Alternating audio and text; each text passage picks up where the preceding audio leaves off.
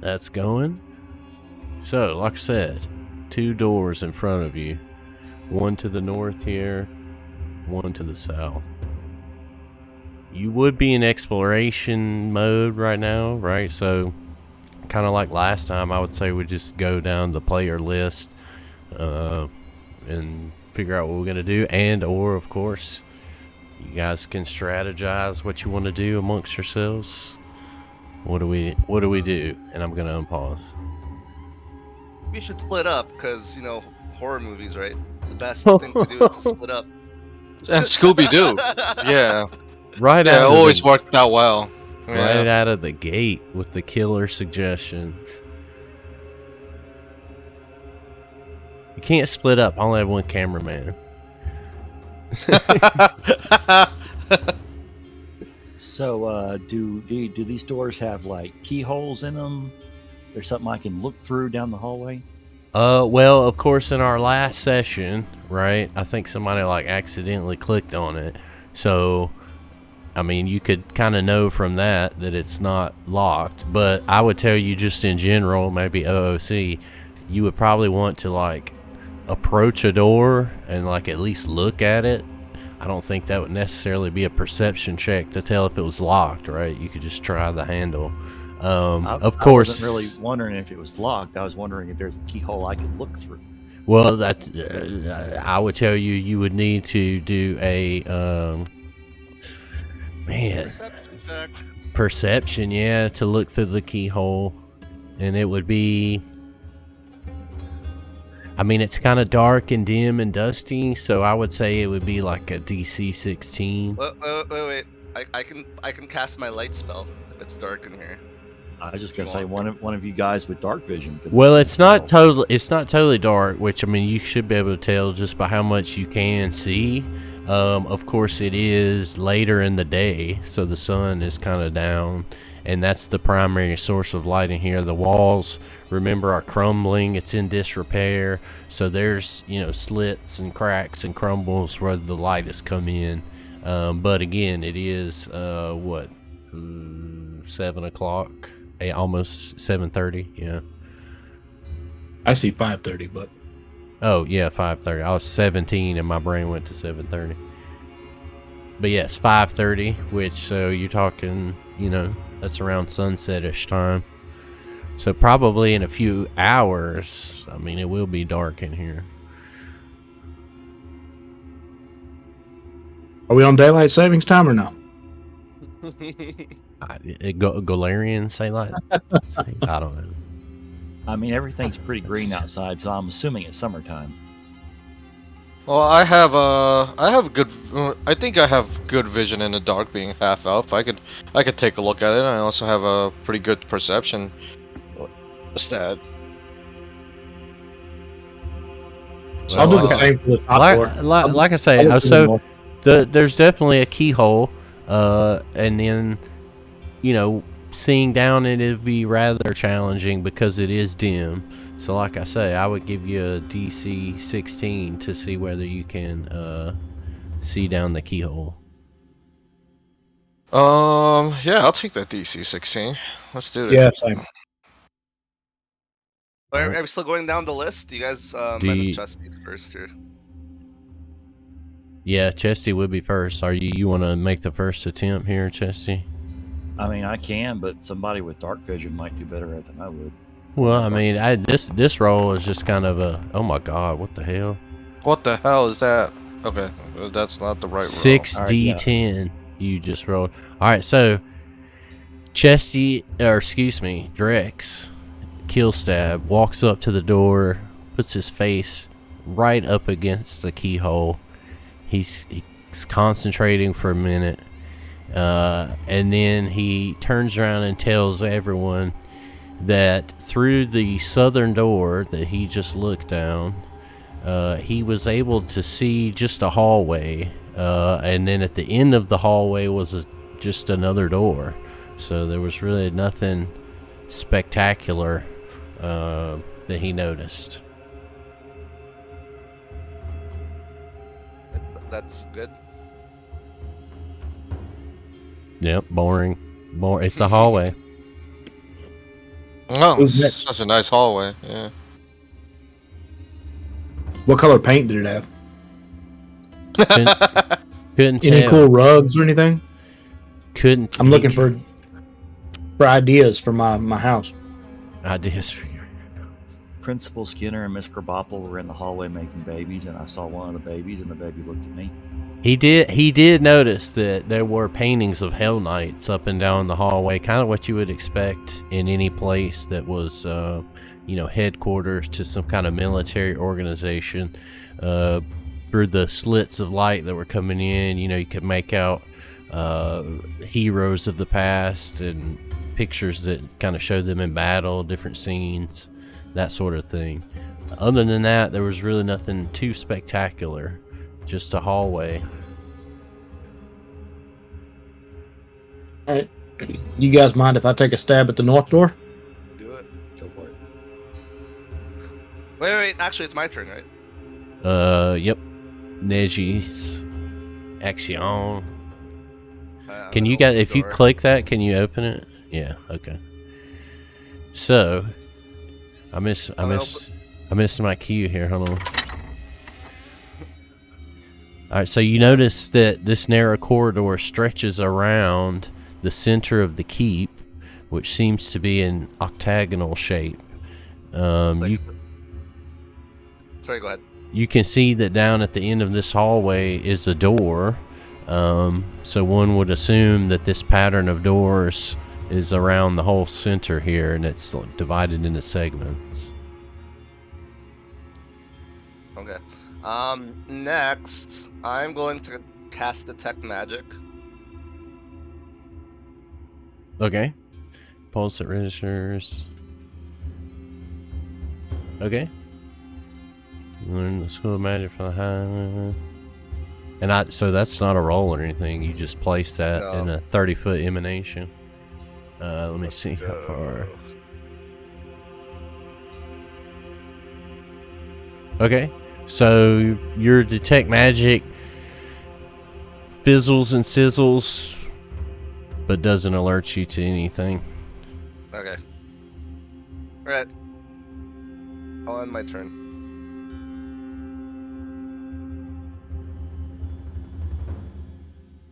So Therok, you've seen your companion look down the keyhole, and then your other companion open the door and walk through.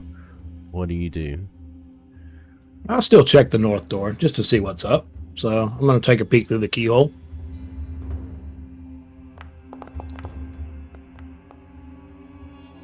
Nice. All right, so looking through this keyhole, you notice the same thing. Down at the end of the hallway is a door. This door, however, you can tell something's off about it. There's some destruction, maybe some collapse that seems to have happened nearby, whether from age or something else. Can't be sure. Other than that, it seems to be just the other part of the hallway that the southern door opened into. Open the door. It's probably just the hallway's blocked from what I can tell here.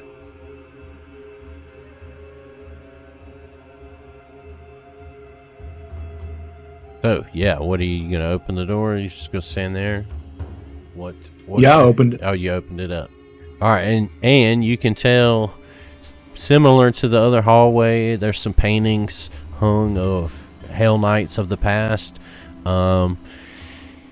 As I said, though, as you saw through the keyhole, down at the end of this hallway, there seems to be some kind of collapse or destruction that has occurred that allows you to see in further than you can in the southern side. So, Wesley, your friends are moving into the hallway. You're outside with your bird. What do you do? Oh, I'll follow them.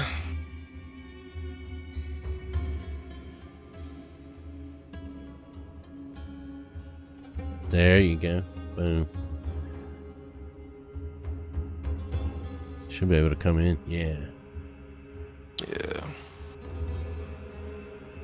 Alright, and You gonna go in the northern or southern doorway? well, are we splitting up? Guys? Looks like we probably shouldn't, but it looks like the north the north hallway is blocked, right? From the little I can see. Well, I mean, we've got 2 pets, right? We could send them to scout, one in each hallway. Well, you can tell that the door is still intact, but the segment of wall right next to it is obviously broken, and you can see through just a little bit. Yeah, that's a good idea. Let's. I'll send my bird to scout the north side and do a perception check. Okay. Oop.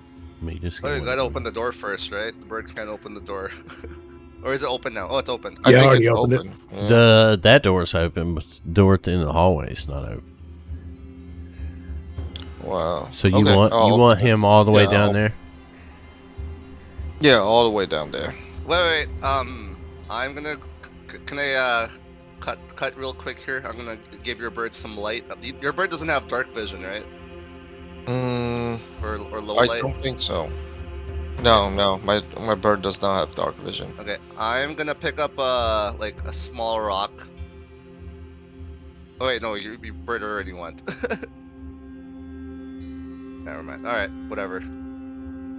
Well, his vision, I don't have it right in front of me, but I think it's similar to you guys. It's just like a 15-foot, 5 bright, 10 dim. Yeah.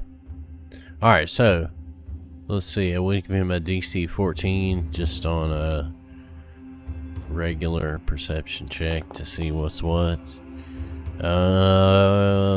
So he flies up the hallway, but he fails to notice anything. He doesn't find any, hidden or undetected stuff. All right. Well, I'll recall my bird next to me, and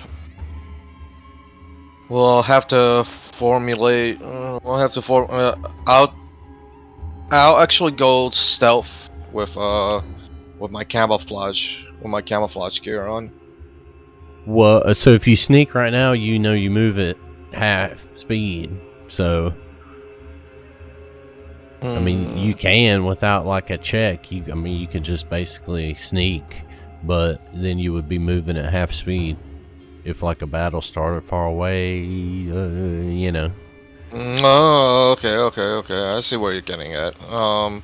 Yeah, I'll just I think I have my camouflage gear already on, so I'm going to wait around, see what the decision will be. All right, so we've gone through our whole player list here, or hero list.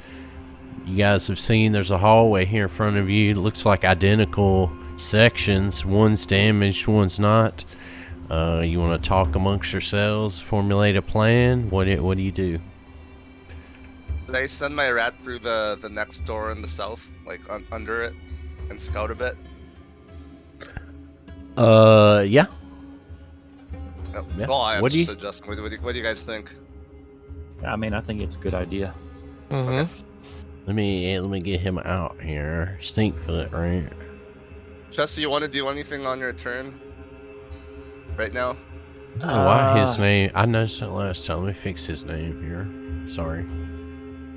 Honestly, while we're scouting the hallways, I can't think of anything that I should do. You want a drink? Yeah, there you go. There you go. It's after 5 o'clock, so I guess that I have to. It's 5 o'clock somewhere, bro. Okay. There he is. All right. I've got him out there for you. Okay. While you were calling your familiar, Therok, in typical Therok fashion, pours Drez a drink.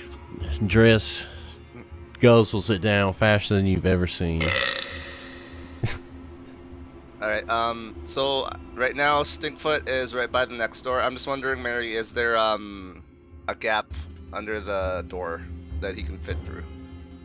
There is a gap small enough for him to fit through if he can successfully do a dexterity check, or I guess it'd be athletics. He doesn't have athletics, so it'd be dexterity.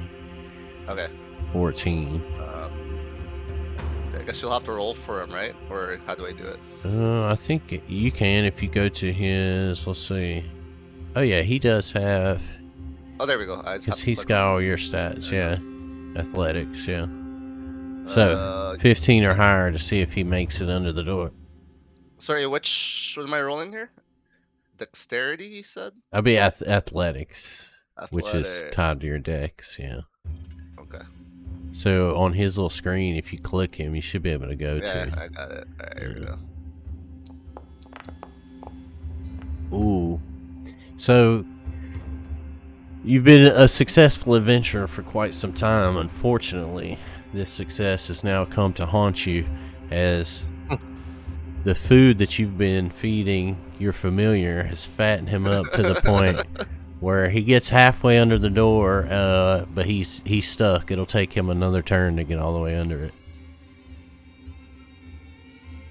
Could try kicking him though. Might hurt him. Should I just go again, or Teo, you want to go? If I go in there, I'm probably just gonna try to knock the door down. You're gonna kill my rat? That has never failed us so far. So I really want to feed it. Well, let me grab my rat first. All right, I'm gonna. It's worth noting that as you guys have entered this hallway, it's eerily quiet. You don't really hear anything. You don't hear like a scratching behind the door, clanking of chains, which is a little bit surprising because you would have expected to run into the Bumble Brashers, Calmont, something. But I mean, so far you've met those goblin dogs at the door, but in this hallway, it's really just kind of weirdly, oddly utilitarian and quiet. Oh shit! There's ghosts in the next room, guys. Yeah, it's a. Okay. This is a death corridor. That's what it is. I like to put my bird next to the gnome just in case. So I'm going to gently help Stinkfoot out of the, from under the door and put him back in my backpack. Okay. So you successfully do that, and you want to put him up? You don't want to keep him out? I don't know. I think we're about to enter combat here, but I mean, it's up to you. all right. Well, I'll send him back. Yeah, actually, did you recall him already? No, put him back he's on the right board. there. Oh, okay. He should be right next to you. All right, I'll put him back here. Then I will also go back here. Should I just shout Aragorn style and try to draw something out from the quiet? you should go and knock on the door. Let the Lord of the Black Keep come forth. Why don't you just throw something at the door and break it down instead of like bashing it? Okay, I'll throw myself at the door. Okay. I'm telling you, man, just knock politely and see if anybody answers. Yeah, I'll do that. Let's give that a try. Yeah. Okay. I follow Anybody home? Wow, you really gonna give it the southern knock knock? All you hear as a reply is the echo of your knock on the other side of the door. I really want to use force open. Do you have to use that on an unlocked door? Can't you just like turn the knob? Is it unlocked? Have you tried the knob? Have you tried it? Yeah. Okay, it's not unlocked. Oh, there's another door. It's not unlocked, or it is unlocked. It's a small room. This is a lot of doors. Looks like it's a little airlock there. I step into the small room behind Therok, and I check for traps. As you progress further into the keep, it dawns on all of you that you could have asked someone in town for any information about the keep. Well, shit. Well, Drez and I are having 7 minutes in hell over here. Look, man, I'm just checking for traps. I don't know what you're doing.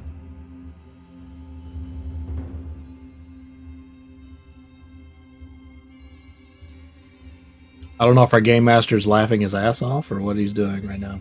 What? Oh, what did he say? I'm sorry. I was laughing. There's my perception check for traps. Oh, nice roll. You thoroughly look around this room and discover nothing. It's again just oddly utilitarian and kind of quiet.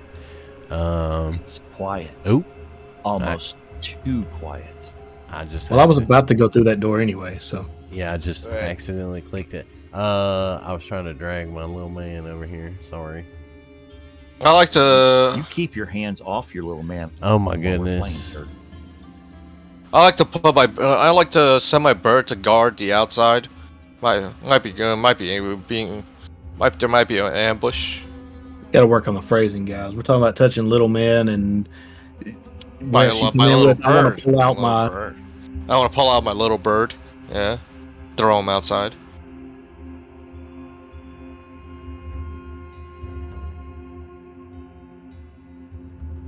All right.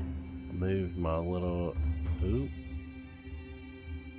Don't look at the stream. I messed it up. I pulled this little guy across the area he wasn't supposed to see yet. Come on now, nobody's watching your stream. I know. Hey, Mary, can you delete the emanation? I can't reach it. It's in the Yes, the I blacked got out you. part. Okay, so yeah, you did not detect any traps. Again, it's kind of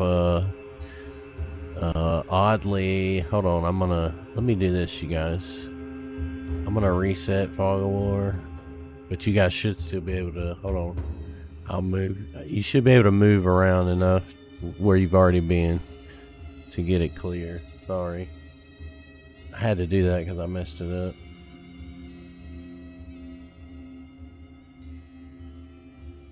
We back here? Yeah, okay. Sorry. Yeah, good. Sorry about that. Learning curve. Don't drag him across a wall he's not supposed to have been across. Alright, so that's a little cleaner anyway. We'll just clip that part out. Alright, The so forest now, but okay. the forest is what? Oh, because you haven't been outside. Yeah, but it's kind of cooler that way. Alright, so you guys We're going the west door or the south door?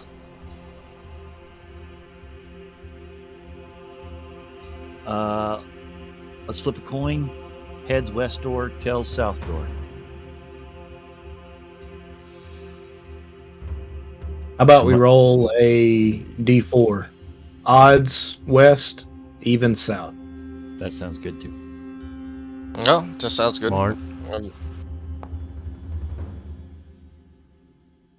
So that's the even. South. We're going south. All right, whose turn is it?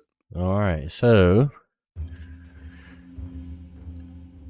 let's see here. What you see is yes. So you've walked into a dingy room littered with toppled bunk beds and broken furniture.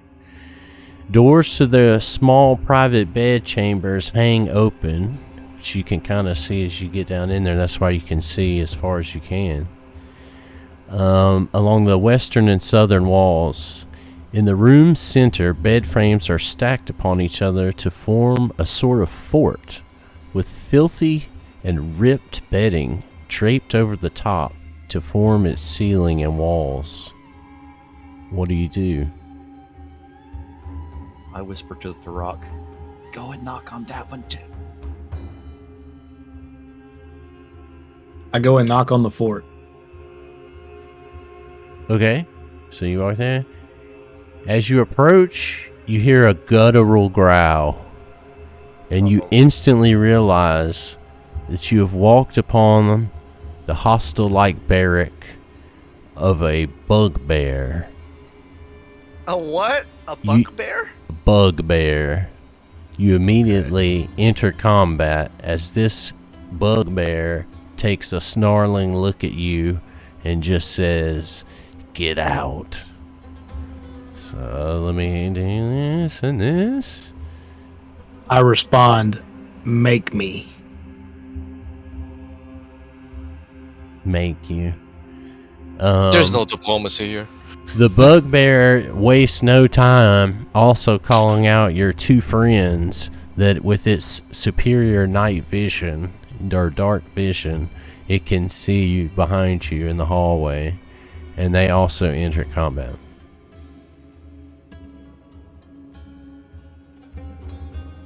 Ooh, let me bring the cameraman down here.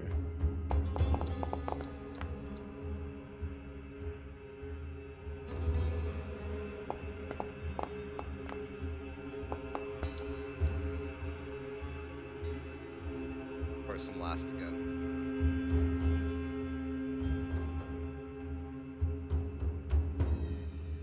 Where's Wes? He's back up in the hallway. Yeah, so he can.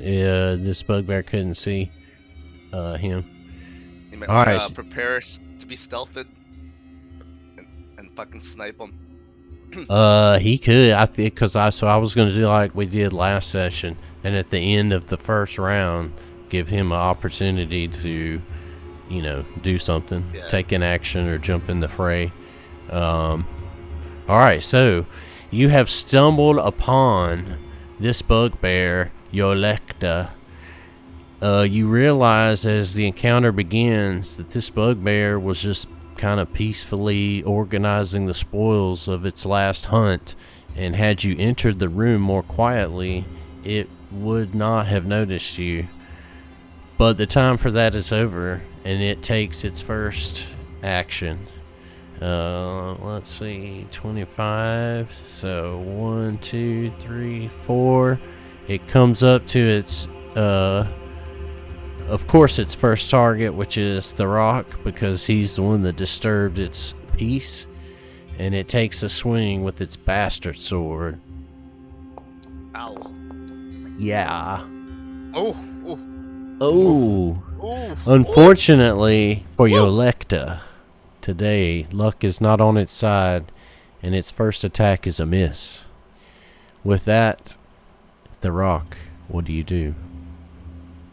Well, I put away my axe first.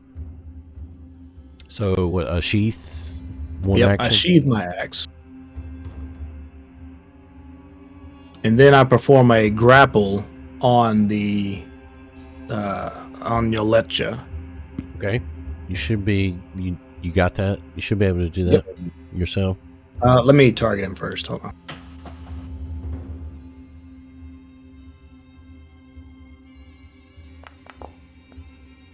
Oh, nice. Okay. So, Yolekta is grabbed, which I think I can add as a status.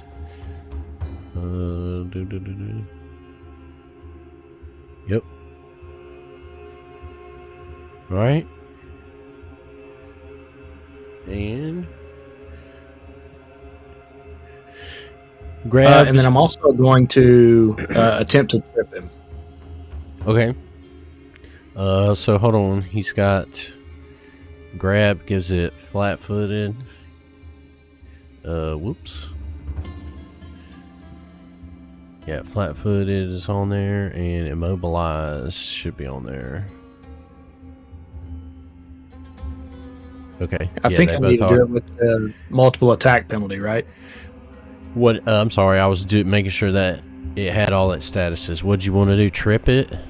Yep. I don't think so. Let's see. I don't think. No, I don't think, because this is the first time you've done it. Yeah. Okay. I think the map, and I stand to be corrected by anybody out there who knows. I think the map is the same attack. Does that make sense? I'll look into it. I mean, obviously, I'll take the most punishing version of it for you guys. I actually meant to ask this a couple weeks ago and forgot about it. If I'm dual wielding daggers and I swing with right hand on first attack and then left hand on the second one, does that take a penalty, or since it's two different weapons, is it just fine? I think you'd have to use the skill that allows you to dual wield, right? There's a skill for that.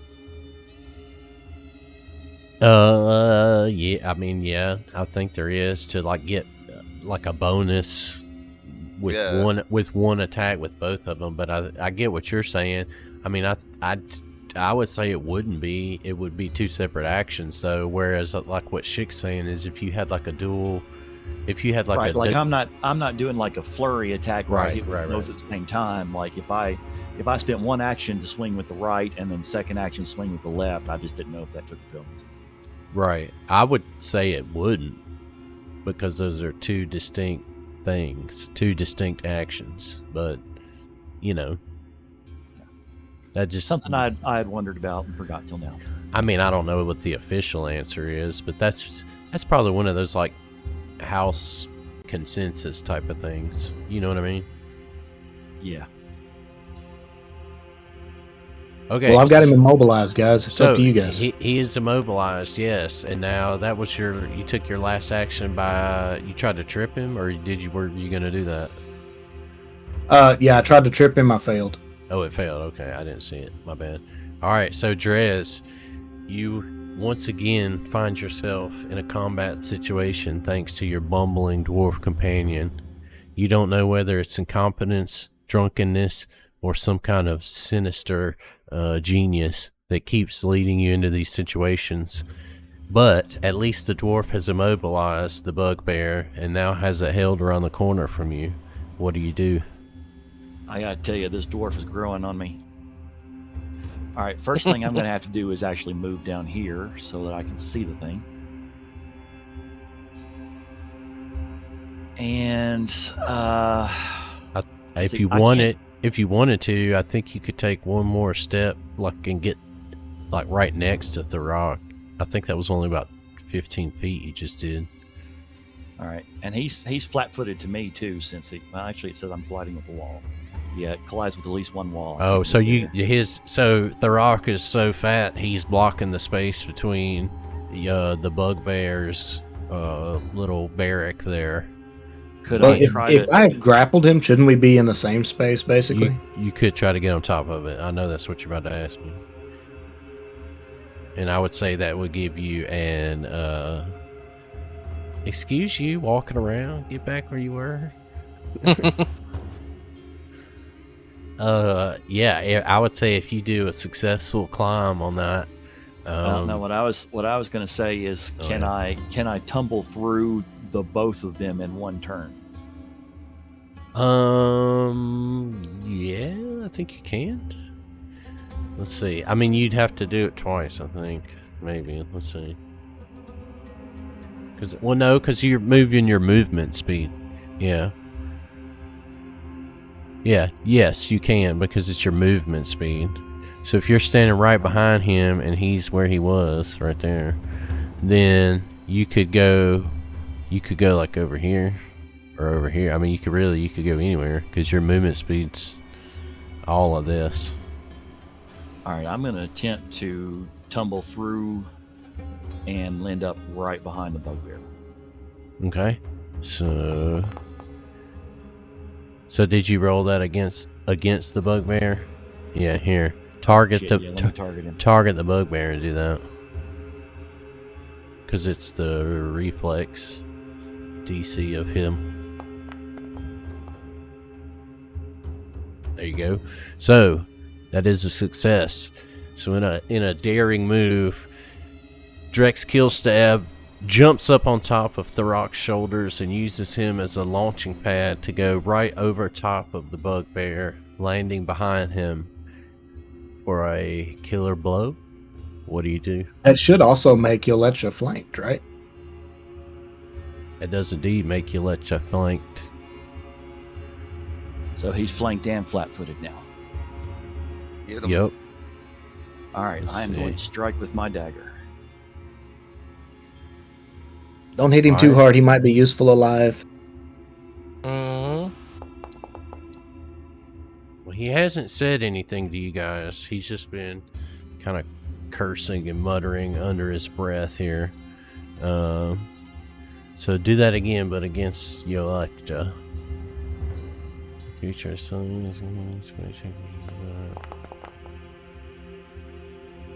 Okay, so ooh, and yeah, it calculated it right. It's a -2 to AC. Essentially, when it's flanked, it's flat-footed. So since it's already flat-footed, flanking it doesn't really give you any better advantage. So you just barely missed, though. After your daring move, you land behind Yolecta, but the bugbear has enough wits about it to dodge your strikes. Just barely. You cut a piece of cloth, a ragged cloth, off of its body, and it kind of hisses at you. Unfortunately, it's not going to get the job done. So, you have one action remaining. No, that should be it, because I moved. Oh, I you tumbled, moved. That's and I right. I attacked. forgot. So, Neji, your friends are in danger. What do you do? Are we gonna try to talk to it, or are we just gonna kill it? What do you guys want to do? Like, I we think can our- try to talk to it.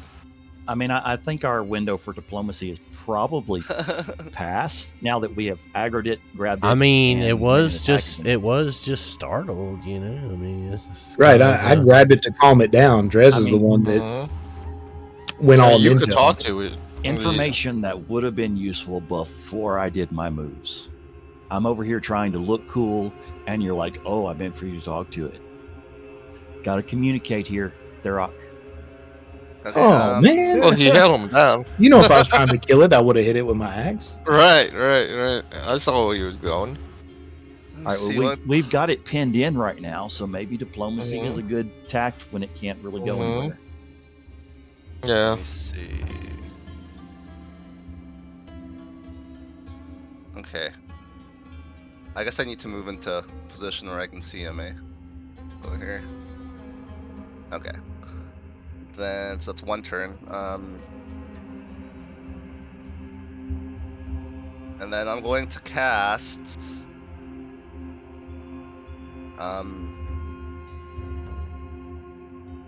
Inspire Courage, okay, as usual. of course. Alright, and then I'm gonna try and talk to it. Okay. What do you want to say to it? Let's see. And what are you going to speak common? Yeah, I'm gonna speak common. I'll be like, "Hey, sorry you startled us. Sorry for bothering you. How's it going?" You just chit chat. How's it going? Do you think we can stop the battle and have a friendly conversation? The bugbear looks up at you, still stunned and reeling from Therok's blows, and it just says one word: nasty. What did it say? Nasty. Thirsty. Nasty or thirsty? Nasty. Nasty. Um, I don't think he likes goblins. I'm not a goblin. Okay, so I guess it's the end of my turn then. Yeah, you moved and cast that and then talked. So, Wesley, you're down the hallway. You hear the sounds of battle. You hear that, your friends are in some kind of danger. Your keen ranger senses tell you enough to know that. You're not in the encounter right now, so you're able to move, your whole distance plus some. What do you do? Well, you said there were 2 other enemies around? No, it's just the bugbear. It's just the the bugbear? bugbear, just one bugbear in there that they're fighting, yeah. Gotcha. Oh, well, since he's already flat-footed, I'm gonna do hunted prey. Well, I'm going to approach. I'm just gonna go into the room. and approach. Okay. With you let's see gonna what- with Spriggin, you both gonna go together? With Spriggin. Hey Wes, you see Careful where my about this. you see where my dot is at? That's where the bugbear is. See my dot? I'm moving it. It was a long I don't way, see it. so I just moved Yeah, him in okay. here. Okay, before you get all the way up in here, are you gonna try to sneak or anything like that? No. The bugbear's already held down. You know, there's. Yep. What I'm going to do is put hunt prey on the bugbear. Okay. So, as you put hunt prey, that initiates you guys into combat here. So we're gonna put you right here so you can see it. And then let's see.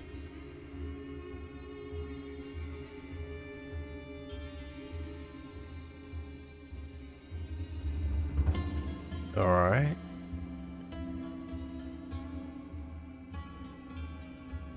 And I'm going to give it one last chance by by rolling an intimidate check by putting my bow straight in his head, telling him I'm giving you one last chance to cooperate with us before I have to do something I don't want to do. Okay, so sounds like demoralized. Is that what you're gonna do? Hold on. Yeah, it is. All right. So yeah. I'm gonna roll. Okay. Oof. Oh fuck. So looks- you point your bow right at Yolecta and you aim down and you tell her, you know, like you just said, this is your last chance. And she looks you dead in the eye. She makes the most guttural sound you've ever heard, and without hesitating, she spits right at you, and it lands right on your shiny boot. What disrespect. And bugbear, that's a beast? Is that an animal? That's for you to do a recall knowledge nature check and find out, my friend. Okay. Yeah, and that's what I'll do. It's just the bugbear's held down. There's 4 of us against 1. I really don't think I need to engage right now. Let's do a recall knowledge for what, nature, I would say.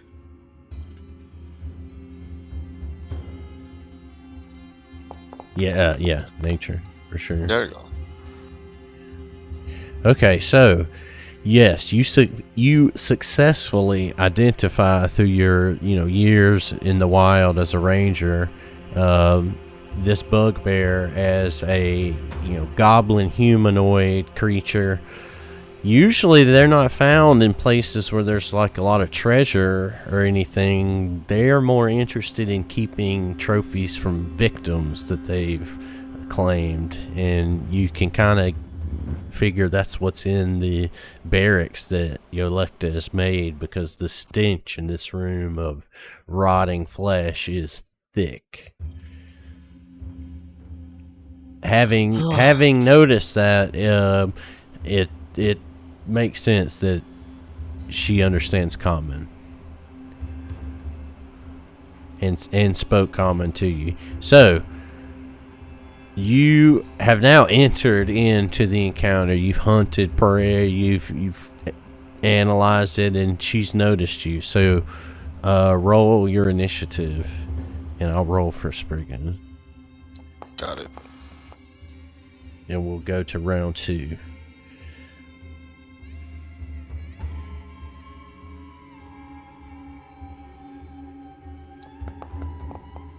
Oh, nice. Ooh, nice. Alright, so round 2 begins with the newly entered combatant, Wesley, from the dark corner that he entered in, makes his first move. What do you do? Kill it. You guys think as he carries the group once more. I'm trying to think. I'm trying to think, you know, if there's any other moves we have to secure diplomacy. If not, I'm gonna put an arrow through his face. The only thing I can think of is like giving him a corpse of one of those goblin dogs, but we're kind of too far from that area now. So Right. Can you roll a diplomacy check to see if something like that would succeed, or what? How does that work? What for? Like convincing it, like changing its attitude towards you. Yeah, just Yeah, being like like, a hey, everybody, request. let's chill the fuck out and let's talk. Like, can you roll a diplomacy check for that? I could take a turn and do a request some information about what's going on here. because Mary said that you can try it likes to collect trophies from its victims. So I'm Right. assuming it involves body parts and stuff. So maybe it likes dead bodies, and one of the Mhm. goblin dogs that will be killed might be. Well, I didn't say it was a necrophiliac. I said it like keep trophies from things it hunted. Oh, I mean, you said the smell of corpses, right? So I'm like, okay, it's got corpses in its bunk bed, whatever. Rotting flesh, so you know it could be a head know. or a toe or a. You know. Well, I'm just saying, if I kill it, we don't know what. Then we're back to square one of not knowing what happened here. Yeah, So we should take the opportunity I to mean, at least I try suppose diplomacy. you could always try just punching it and see if we could knock it out. that doesn't. At work. least this time it's not I on mean, fire. I don't know how diplomacy works for you, but usually punching someone and knocking them out will not Aggressive solve the situation. negotiations. It will not solve the situation. We're not torturing a bugbear here for like the entire session. So, you know what I'm gonna do? I'm just going to request for diplomacy one turn before I start hurting it. Because that's the only option that I see. I can't command the animal because it's a goblin, like Shik, you know.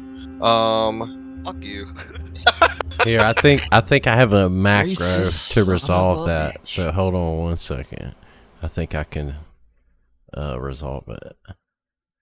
No, I think I could roll on my end. Oh, You poof. got it Yeah. against Wow. well, but Oh. okay. Do you want you want your one? Let me see it though. If this I mean, 'cause I rolled the one, so you know. but I think it's take Mary's offer. I think it's Alright, against. I'll take Mary's offer. Okay, yeah, no, it doesn't do anything different. So, yeah, your one stands. Sorry. Mm-hmm. So, as you try to request diplomacy, the bugbear just seems absolutely frustrated. You know, it told Neji he was nasty. It spit at you. The bugbear is at this point just absolutely infuriated with you guys, and so he's actually less likely to parlay with you now. His attitude has decreased, and it was already hostile. So, All right. Well, Shoot him. You Stick tried. an arrow in his gob. You tried, There's bro. I There's a tried. reason why none of us was ambassadors before we showed up here. I'm going to do a hunted shot. okay, so do the first one, and if you hit, we'll add the precision damage. Target. Well, let's see. Would a 20 have hit? Yes, a 20 would have hit. So go ahead and roll a damage. Or here, I'll do it. Let me target it and do the damage. Or you do the roll. I'll apply the damage. I could- Yeah. I could do the 1d8 damage. Yeah. It's a 1d6, I think. Is it not? For I thought it was precision? 1d. I thought it was a 1d. Oh, 1d6. Okay. All right. Oh, you're No, it's an telling me 8. roll It's an for 8. extra. You're right. It's an 8. Okay. Yeah. Roll your 1d8 now, because that's your first time you've damaged it. So this is your extra Okay. damage from Precision's Edge. Okay. Alright, so 3. So now take your second shot. from hunted Nice. shot. Nice. That is a hit. So yeah, roll for damage. Woo! Oh, that's a 1. I thought it was a 7. All right, so having It failed should also be blinded, right? Because we got Should Spriggin also here. be blinded from with Spriggin too. yeah, that little, what was that skill that he does? It's like an aura or something like that. Yeah, let me bring it up.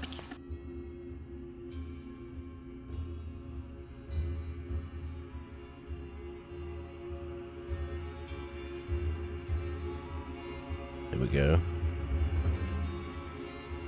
Well, he hit him anyway, even without the blinding. And I think that's just a minus on his attack rolls anyway. It's not a defensive debuff, I guess. I think there's also a bleed with it too. Does him being grabbed make it easier to hit him? Hold on, let me look it up again for the companion. Yeah, it should. 'Cause It's what makes him flat-footed and immobilized. That's what the grab does. So the grab makes him flat-footed and immobilized, just like blind makes it's like a minus to your like a -1 to your hit rolls. Mhm. Let me see. Let me look up that companion aura before Wes adds something else to it. So, it's a blind. Oh, I think it's a bleed too. Oh, I think It's blinded, bleeding, dazed. I think confused. There is a poisons. reason I think why it's it shows the bird. I think Yeah, it's I an know it's instant a- kill. Yeah, I think it's it's just I don't even think I have to good shoot companion. anything. it has to make up for its lack of size and its unwillingness to be written by a gnome. I think it Okay, creates like okay. a 2,000 experience point drop too. Okay, so also, if your bugbears bird is carry on nimble. average 50k gold. okay, so no, you're right. So everybody, help me remember this. The support benefit is the bird pecks at your foe's eyes when you create an opening, which is whenever you attack and hit. Until the start of your next turn, your strikes that damage a creature that your bird threatens also deal 1d4 persistent bleed damage, and the target is dazzled until it removes the bleed damage.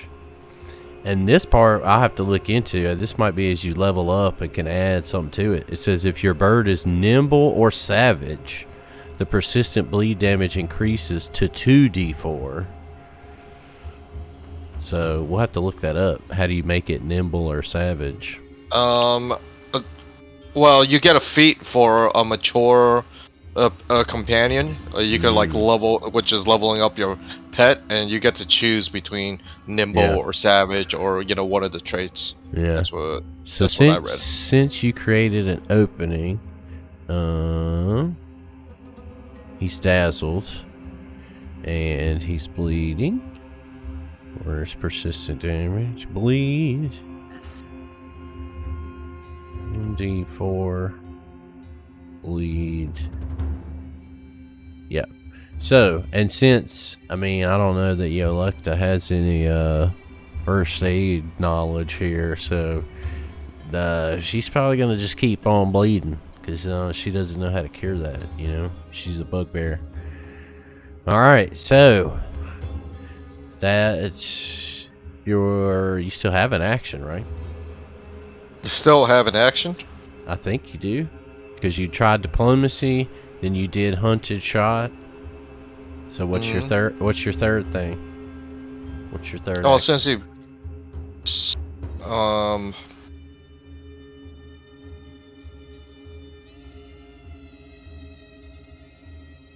Let's see where I am.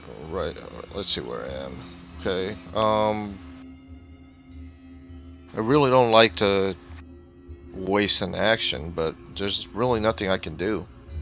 You could just do a regular attack.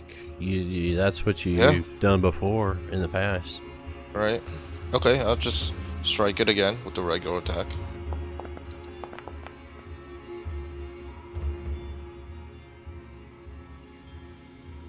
Ooh, so you square up again, you take a shot, and it looks a little wobbly, but it is a hit. Roll your damage. Ooh.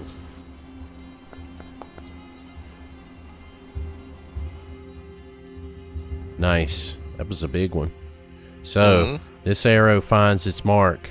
Yoletta, just writhing in pain, bleeding, just dazed, confused.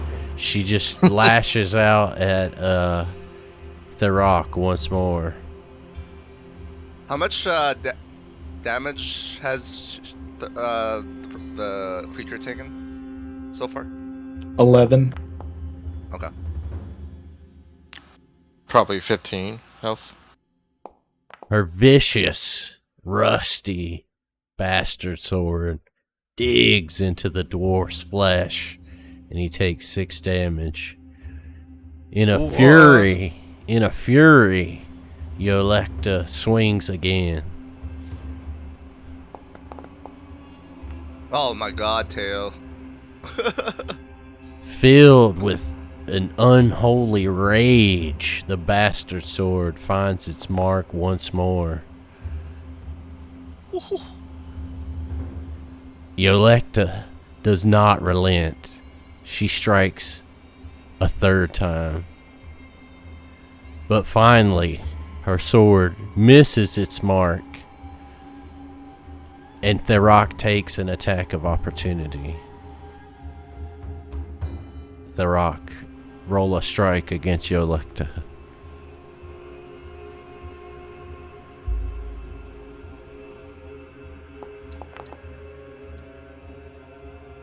Nice. The dwarf wastes no time in exploiting the opening he created, and he hits the vile bugbear for 6 damage with his axe. No, with my fist. Oh, with his fist. Well, your axe would have been cooler. Alright, so Try not to kill it. with We're that... gonna drink at the time. Oh yeah, he sheathed his axe. Alright, Therok. With that, it's your turn. What do you do?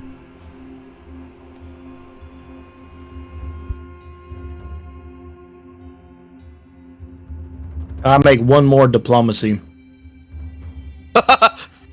You're gonna You're dying. We have someone that can heal your wounds. We just need information about what happened here and where are the goblins that we're looking for. You got it to roll that check? You want me to roll it? Which one you want me to roll? There should be. It should tell you with the. There should be a thing for diplomacy. Let's see. Request diplomacy. I can do a request if you want. Yeah, hold on.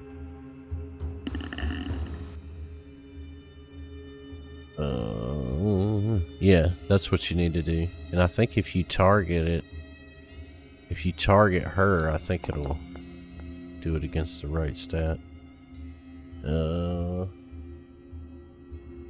me see what it's. Did it do before it showed us? Hold on. Look at that -1. Well, yeah, I'm not very diplomatic, but I'm trying to give her an opportunity. Sis charisma is doo-doo.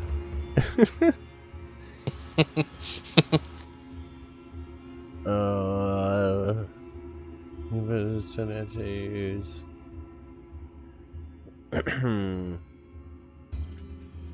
Oh, so it's a 14. Yeah, so that's a fail. Sorry. Just a fail though, not a critical fail.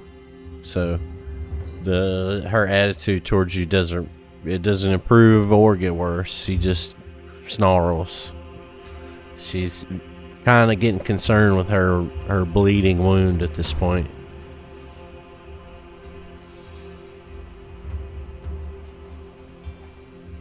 So 2 actions, right? 2 actions for me. Should be 1. I've taken 2, yeah.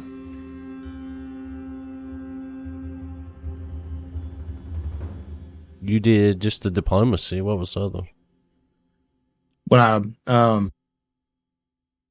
Maybe try and intimidate. Oh no, you're right. I do have 2 left. Opportunity, though. I have 2 left. Yeah, I gave you attack because she swung 3 times right in front of you. Yeah.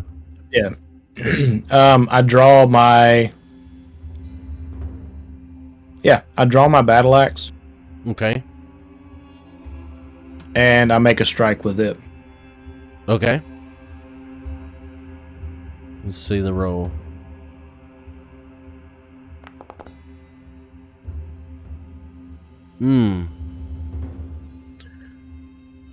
Perhaps it's the drink, or perhaps it's the 3 swings of a bastard sword he just sustained. But Therok misses with his mighty axe, ending his turn. As he looks to Drez and says, "It's all you, buddy." All right. Target's still flat-footed, right? Yes. Because you guys are flanking it. All right. And I think I the am going grab, to- I don't know how long the grab lasts. I think just the one turn. Let's Yeah. see. It's just one full turn. Yeah, but it's she's still flat-footed because of being flanked, for sure. All right. So I am going to fail where others have failed, and I'm going to make a diplomacy request, and I'm going to be like, look, we've got you surrounded, you're outnumbered, you're bleeding, we can heal you, but we need information. Stand the fuck down. You really think that that thing understands you? All right, what's Hang it? on, hang It's on, a DC 14 diplomacy check. Nice. I think you got it. 12? Yeah, you got it. Yep, you got it. Diplomatic as fuck. Words, not knives. So the bugbear looks at you through just a bleeding, face here. It's spitting and snarling, and it just says, "What you want?" So what do you want? That's what it's asking you. Oh fuck, guys, what do we want? Well, I want to know what happened here. I asked the bugbear if it knows anything about the goblins in this keep. And what happened? Yeah. It looks at you and says, "What's goblins?" Huh? Oh, Jesus Christ. You see that little bastard with the guitar? That's a goblin. So, did he stand down or did he accept Chesty? It's sitting there talking to Chesty. Now, Alright. if my turn ends, is it going to talk to other people, or is combat going to resume? Or is the combat done? I mean, it depends. You gotta give it a request to consider. You've asked it a Oh, question. It's parlaying with you, right? Yeah, I it's think parlay. I think Chesty did say to stand down, right? To the bugbear. You're assuming it knows what stand down means. It doesn't Now, even know does it what speak it doesn't common? even. It does. Yeah, you're talking to it. It doesn't even know though what a goblin is. So Okay, so that question I just asked it, that consumed an action, right? And my diplomacy request consumed an action, so I should have. well, no, this is this is still part of your. So you did a diplomacy check for a request, right? And you asked it. I mean, you kind of asked it, kind of a broadish thing, like, "Oh, stand down and tell us what's going on here." But this thing is super hostile towards you, and it's a creature, right? So I mean, it can communicate, but it's not like a townsperson. So It's from Alabama. So, it's complying with you because currently it's talking to you. So it has Alright. it has stood down So- from where it previously was, just spitting at you and attacking you. so the next thing I'm going to say is that we are looking for another human that may have come here because it tried to kill us, and we want revenge, and I'm going to ask if it's seen anybody else here in this keep. Anybody that looks like you. That kind of looks like you. Well, okay, so it's confused because it's talking to Chesty, but it's hearing the little interjection. So it says, "No bugbear, only your lector, only your lector." No, anybody that looks like me. Big man, yes, big man. Not here. Down.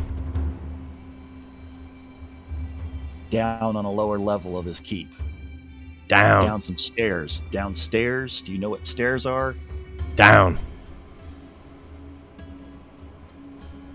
Would you like to eat the man that's down if we can catch him?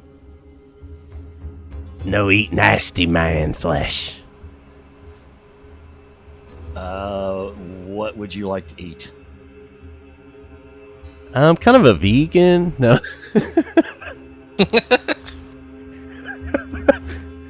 Do you have anything that's gluten free?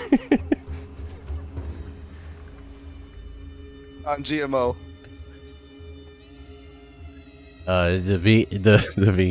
The bugbear just snarls and says, "Hungry."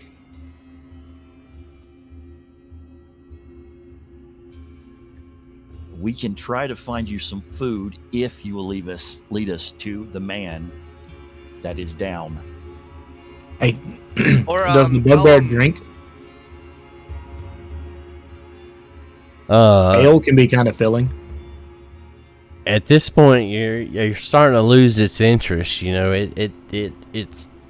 it's grasped what you're saying, but it speaks common in the most basic sense, right? So it's not, it's kind of getting frustrated with hearing all these different voices and words and asking it what's going on. So you're kind of losing him here, or losing her, I should say. I keep saying him; it's a girl. You're kind of losing her here. Maybe simpler requests would be beneficial, but I mean, she's. Okay. I don't know if she's an honest dealer. Just be like, because the bugbear is dying right now from the bleeds, right? Just be like, ouchie away. Ouchie no more. You take us, man down, we give you food. So at this request, the bugbear just says, "Hungry." Nothing else, just hungry. And you are kind of wondering if you've reached the limits of your negotiating with this creature. I take a ration out of my pack Give it meat. and I give it to the bugbear. It sniffs at the ration, but just throws it on the ground and steps on it. So now you have one less ration. All right, how many actions do I have left? Well, I've kind of let you be just inside of this diplomacy action. Like I say, the bugbear's not totally finished with you yet, so I would say you could probably keep asking it something if there's anything else you think you could get it to understand.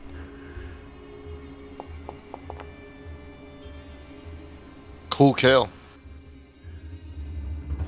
I decide I'm pissed off at throwing down my ration, so I take a swing at it, which really sucked.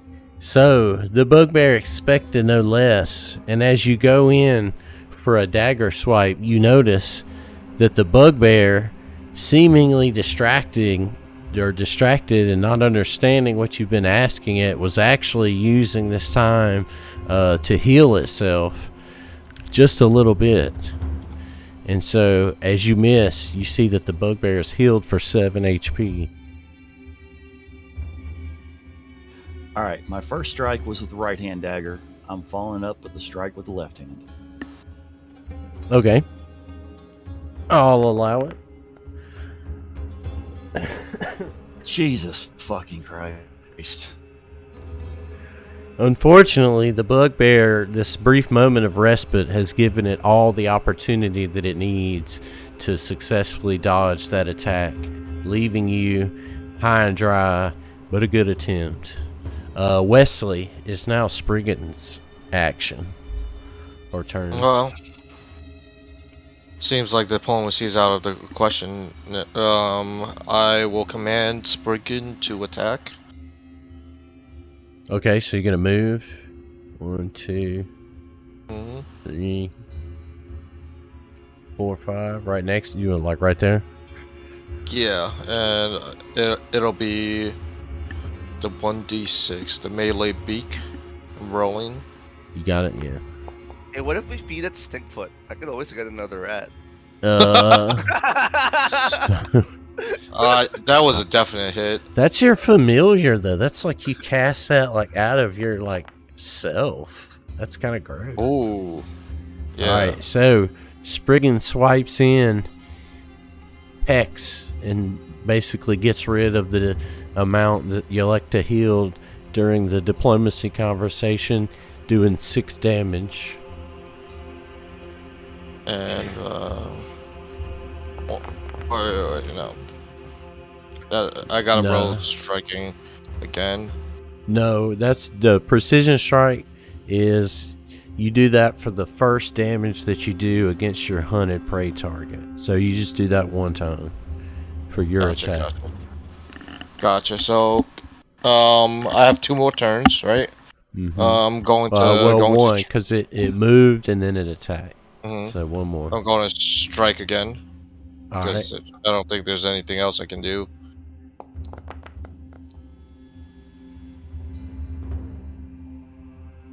Well, can you roll it with the map penalty? So click the button that says map -5. Map -5. Gotcha. Yeah.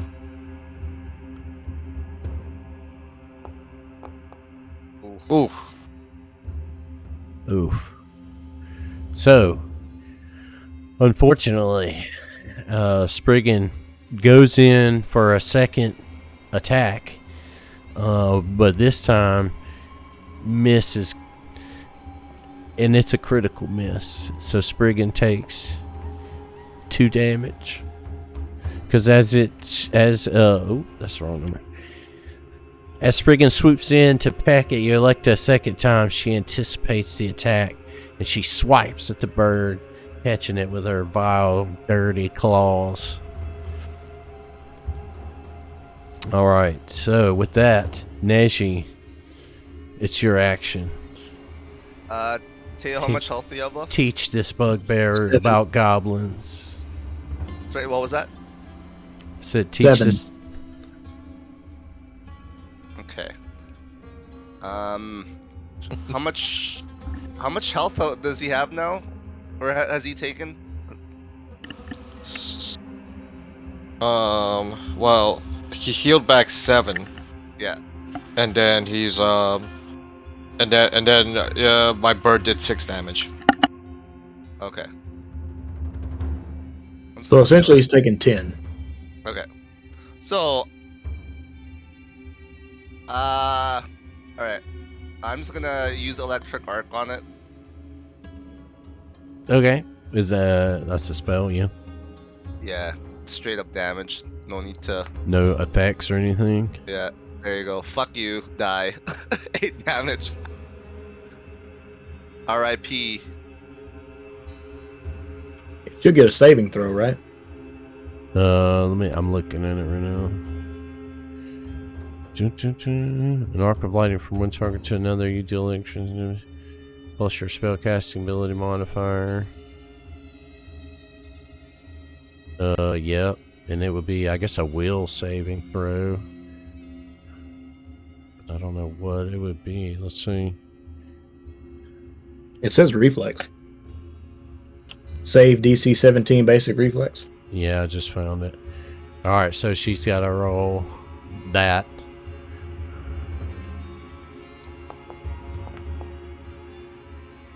Ooh. Come on. Yeah. Oh, I guess I could have clicked the little button for her. Let me see. This is the first time we've done this with a spell. Oh, yeah, it's the same roll. Bet you wish bet you wish it had been that second one though. It's the same roll though. I just rolled it to make sure that the base modifier and everything was the same. So yeah, sorry. Second was the 1, but the first one that counts is a 23. So as the lightning flies from your fingertips, your Electa dances around and misses every spot where it's hitting. Rip. Can I use this spell for Teo instead of myself? Now it uses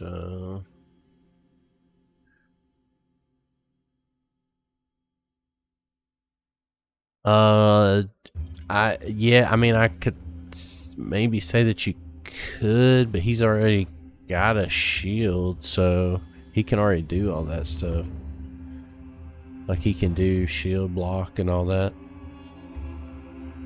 Okay, because it's the best I can do for you right now. Oh yeah, because you didn't rest, so there's no heals, huh? Well, my soothe is back, but it requires two actions to use. I can heal. Well, when it's my turn, so you'll get some HP back. Just because Or I can just give you a potion. Can I do that? Give him a potion to drink? I don't know. What would be better here, Teo? Do you want a shield or? No, I've got plenty of shield. Okay. Let's see my backpack. Do we even have any potions left? Inventory. I've got some, so unless you're gonna pour it down my mouth. Yeah, can I pour up a potion down Teo's mouth, Mary? I mean, you're 6-7 feet away from him. Is the I got a problem. big mouth though. I drink a lot. I'm experienced in not letting a drop hit the floor. You could attempt to throw it at him, and then he could attempt to catch it. Okay, I don't think that will work. I mean, it'd just be like a simple, like a DC 10 athletics check. Because that's not a very hard thing to do. And it's not a very heavy thing. It's just a healing potion. Alright, let's do that. Now. Mm-hmm. Therok. What you could do is instead of trying to catch this with your hands for like a very easy DC 10, and then you just, we'll say you have a potion in your hand ready to go or whatever, you could attempt to catch it with your mouth and chug it in one fell swoop, which would be a DC 16 athletics check. Does it make a difference in whether or not I can drink it now or later? Well, so if you catch it in your mouth and you chug it down, it's going to heal you right now. If he just tosses it to you, I mean, you're just holding it. It doesn't really. There's also Wes could heal him on his next turn. Now, as the turn before you elected us. Well, and I would say the other option to you, Neji, would be instead of like gently tossing it to him, you could throw it full force at him, breaking it like on his head, and then that would probably heal him for like 3/4 or something of the what it normally heals for. How much does the potion heal for normally? I think 1d4. I think you roll, yeah. It's not even that much, hey. Yeah, it's probably easier to just let Wes heal you. Yeah, I'm good with that. Okay, nothing else I can do but to strike with my bow. All right, you remember how to do it? Take a roll, target him, and take a roll. Yeah.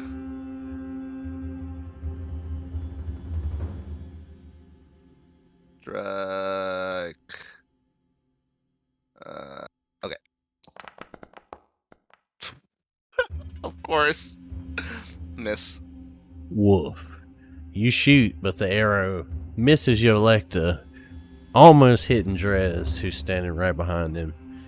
but it whizzes just past both of them at the last second. Alright, so we enter round 3.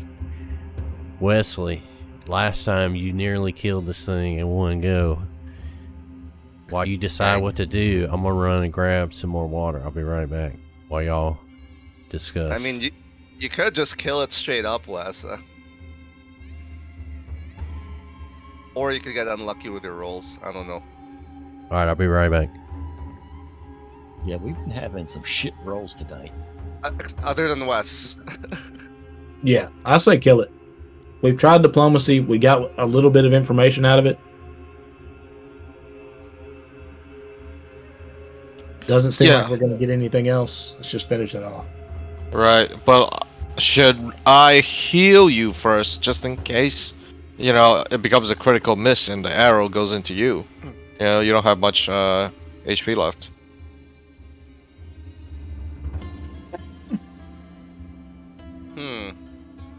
I mean, you do 1d8, right? Yeah.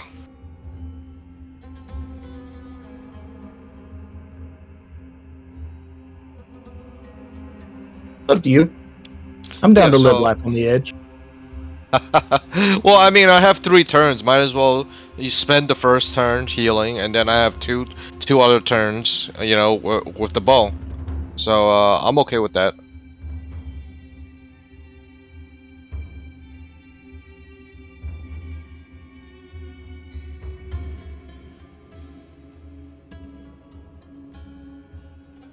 Plus, I'm right next to you, right? So, like, I don't need to move. I don't need to waste a turn moving. Right.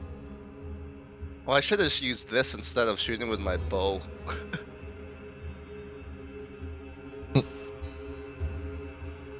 I'm glad Mary didn't say anything, because your bow probably would have hit me right in the back anyway. No, I just figured I could shoot above you, but good thing it I'm wasn't taller than critical. you, jackass. Oh, that's right. Little goblin. Goblin. Don't let him hear. Don't mention it. It's too late now. Alright, I have returned. What is your decision for round 3? How are we going to proceed? Alright, so I'm going to do first aid on Therok. So let me click on target, and then see. Well, I'm still my hawk. Well, so right now it's your turn. Your hawk Gotcha. goes after Drez. In that order. Yeah, I understand that, but okay, I got it. Okay, so I'm going to roll first aid. Oof. Terrible roll. Oh shit. Let's see. Okay, so that's for if you're dying or bleeding. So Okay. like if he's knocked unconscious. Alright, so I can't heal. That'll get Hand him a potion, back right? up. Right. Just send him a potion then. I don't have to roll for a potion, do I?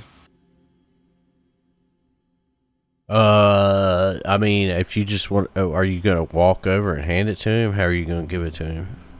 I thought I was right next to him, so I would just like feed him the potion. No, I mean, you guys are like 5 feet apart, just like Neji is. 3, Yeah, 4 that's feet why I had to apart. throw it, right? Yeah. Every square is 5 feet. Gotcha. Yeah. Um, So I mean, you guys are like kind of diagonal to each other. I mean, you're really close. I mean, you could hand it to him. Yeah. You can hand it. Yeah. You can hand it to him. all right. I hand him one of my potions, Okay. and kill it. then I kill. Yeah. Him? No.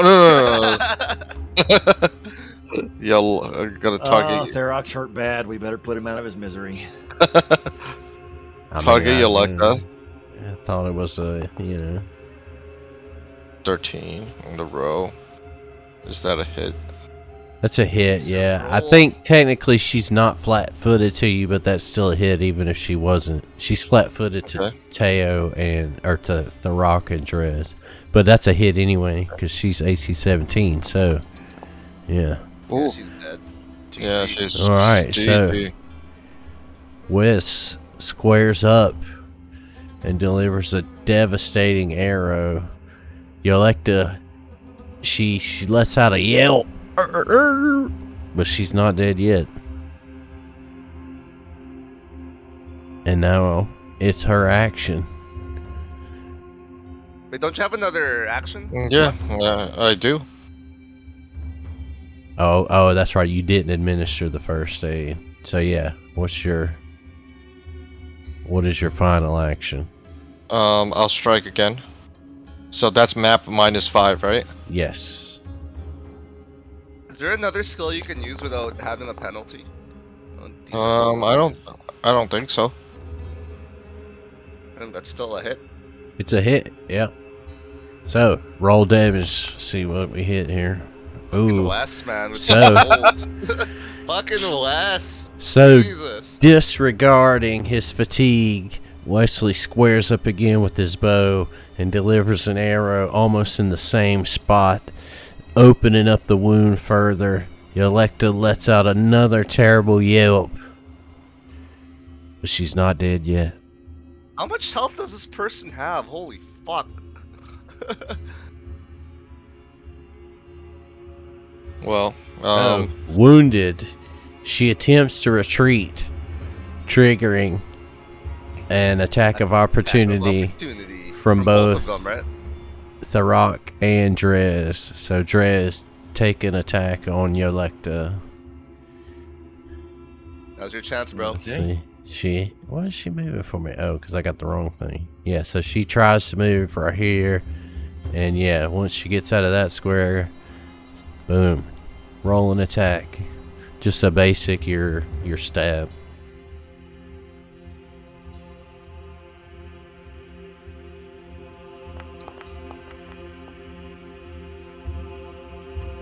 Son of a bitch. The opportunity was missed. Drez swings his dagger, but it doesn't find its mark. Therok, can your axe take it home? Ooh. Nice. Critical hit. Just That's double damage, as right? just as brutally as he began this battle, Therok ends it with a critical hit. Roll your damage. Whew. As Yolecta tries to escape back to her hovel, she's crushed with a critical hit, ending combat. Congratulations. You earned... Let's see. Defeated.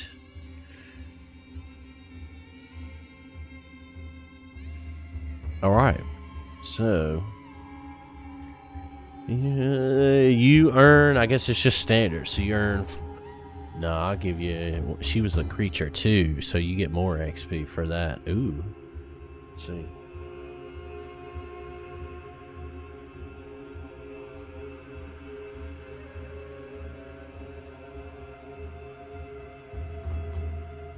I don't know why I just don't leave this pulled up.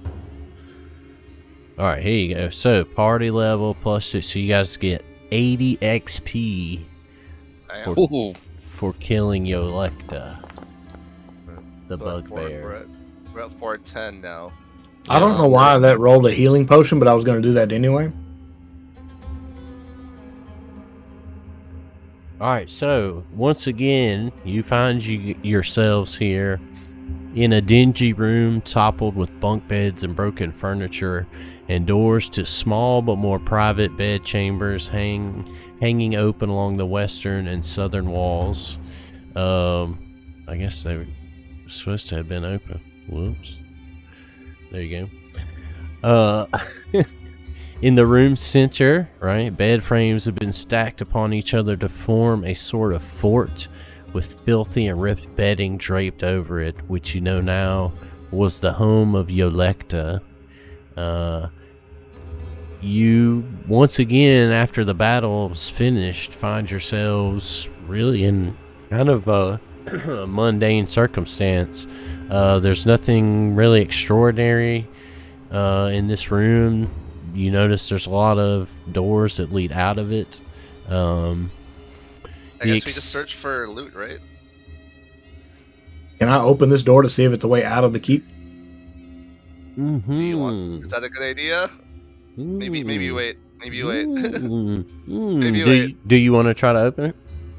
Maybe wait. No, let's wait and let's do what Schick was saying, but I definitely want to open this door at some point. Okay. I mean, you can. That's all right. So, do we have to do a perception check to look for loot, Mary? How do you want to do this? Or do we just like? Yeah, if you want to do a perception check to see if there's anything in here, I would tell you, yeah. Should I do a perception check then?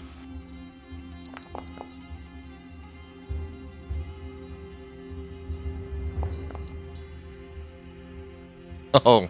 Alright, so let's see what you get. 26. Oh, you got to share your dice with us. Yeah, really. Oh, 20 crit. Alright, crit. so let's see. So Wes, who got a 20? Oh, you got a perfect roll. Nice. Yeah. So you guys do notice as you're looking around the room here, let's see, that there are some items scattered about. So there is and so these items aren't in any container, so you have to tell me who picks them up and then I can place them in your inventory. But you notice that in one of the middle bed chambers there's a minor healing potion. In one of the eastern bed chambers there's some kind of talisman on the ground.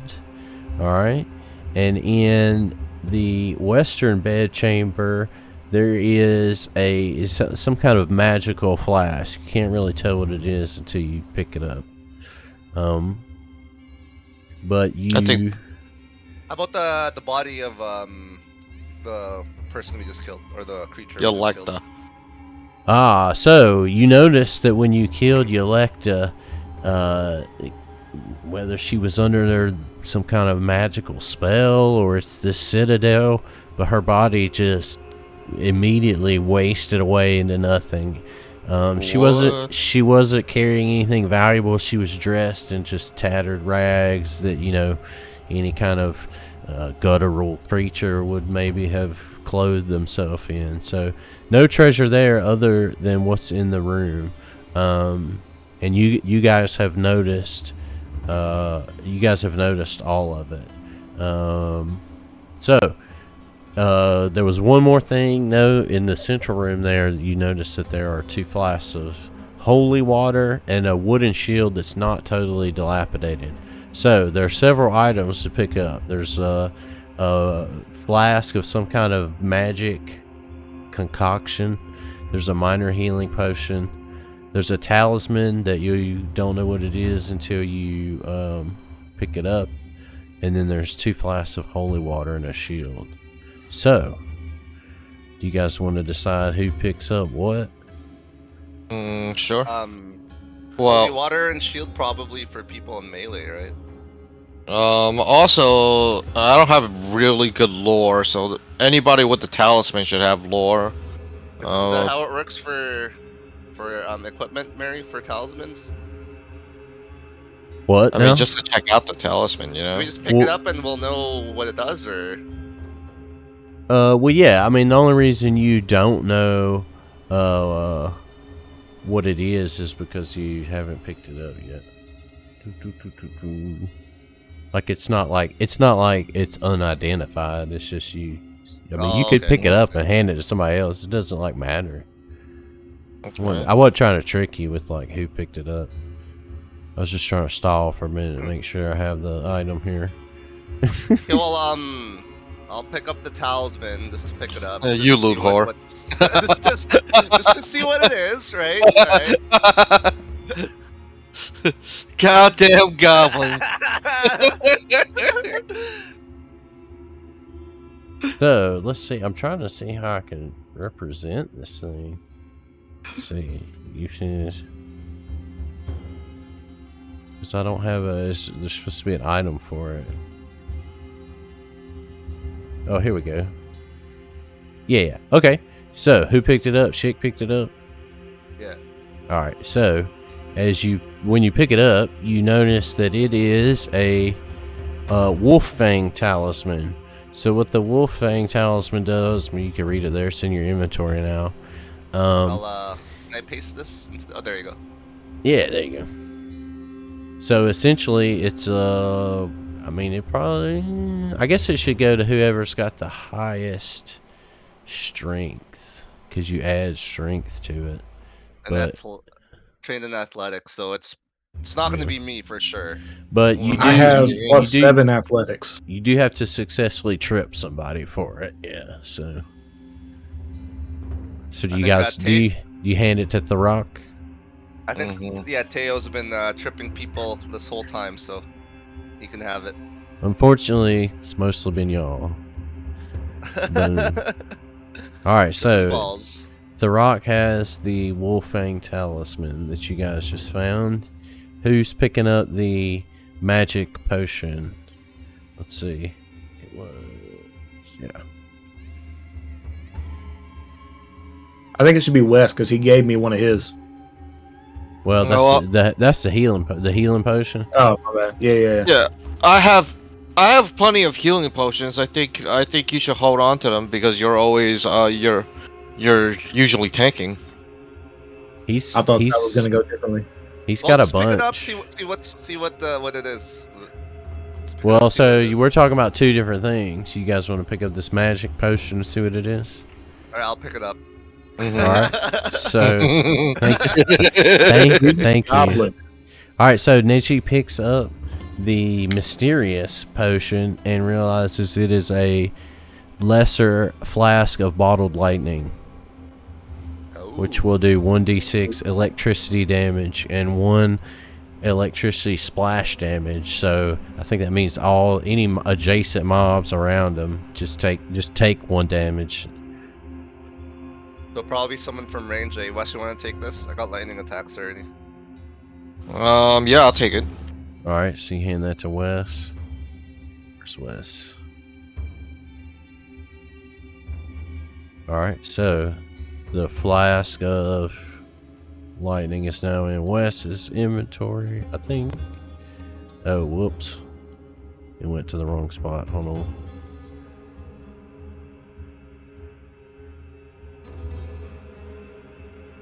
There we go. So it's in your weapons since you use it as a weapon.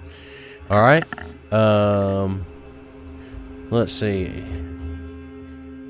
Oh, you also notice when you pick up the magical potion there, you notice that there's also a bag laying on the ground. We're definitely digging through that bag. I will also pick that bag up. So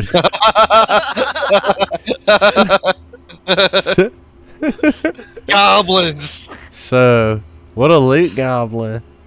Alright, so Neji picks up the bag and realizes this is a object called a lesser tanglefoot bag, and it's full of sticky substances so that when you hit a creature with it, they take for some reason it just applied it to you. Hold on, there we go.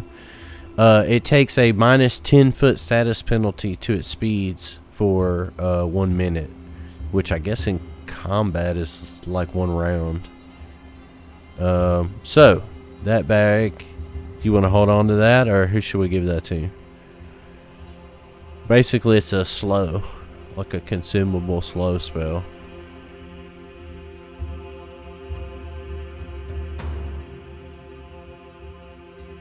What's the range on it? I guess I could be linking it myself there. What's the range on it? It doesn't say, so I would assume it's 30 feet. Range increment 20 feet. 20 feet. There you go. Yep, weapon range 20 feet. Yep. They also become they become immobilized if it crits. So, Neji, hold on to that. I think it should be in a ranged person's hands. Give it Allow to for Wes. escape or Y'all want to move it Well, to Wes? I already have the lightning, so have Neji hold on to that just in case, you know. Okay. I just want to split apart the actions. Unless if I'm like rapid firing potions, you know. In other words, he said, quit trying to turn him into a mage. Alright, so who picks up the healing potion? It's just a minor healing potion like you've all got already.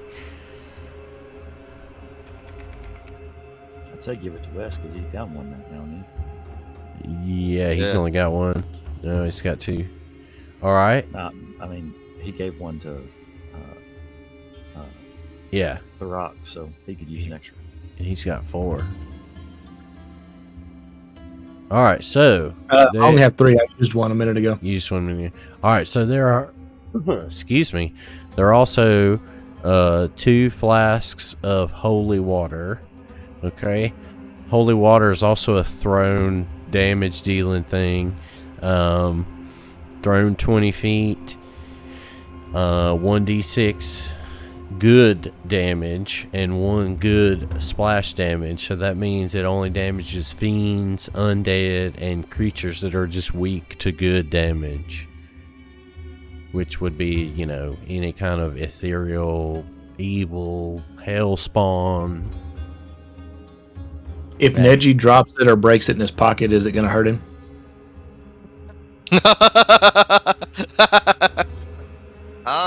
Wow. Maybe Goblins. maybe Chesty should take this one, just so it's evenly spread. Or Yeah. So there's 2 of these. You want them both? Oh. You want Chesty to hold both of them, or who wants to hold the other 1 one? and 1. Give one to me and give one to Therok. That way, everything's kind of evenly spread around. Mm-hmm. Okay. And then there is a... Where is Therok? Where'd you go? There you are. Then there is a... is it a good idea to give it to Therok though, because he just, you know how he is. I might Yeah. mistake it for beer. He might drink it Drinking by it or-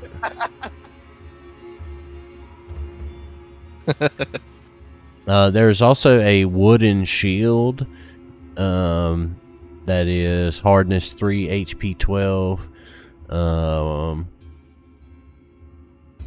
What is BT? Break threshold. Break threshold. There we go. 6. So it's not as good as what you're using, so I don't think anybody would use it. It's only worth 1 gold piece. Do you guys want to pick it up, or do you want to leave it? Go ahead, Luke Goblin. I'll take it, I guess. The loot goblin. I don't think it's not very heavy or anything. Yeah, I got room for it. So I'm at 15 out of 18 HP. Should I use a potion or save it? 1d8 hit points. It's a decent amount. Probably should save it. Yeah. Just depends on how many goblin dogs you think you're gonna run into. Well, we know how to deal with them now, right? So, command creature. You think. you think. I do tend to roll 1s, just so you guys know. Alright, so is that everything in this room? Yes. So that was, you guys found everything that was in the room. So let me just help you. Let me just help orient you here. Okay, if you look for my ping, there's a door right here into a different room, and there's a door right here into a different room. There's really nothing special about either one. Those just seem to be the other doors. Now there is a door right here that you guys already noticed, that is locked. You know, I would tell you though. I mean, if I hadn't messed up the camera earlier, you would see that that's the exterior wall. So that door goes outside.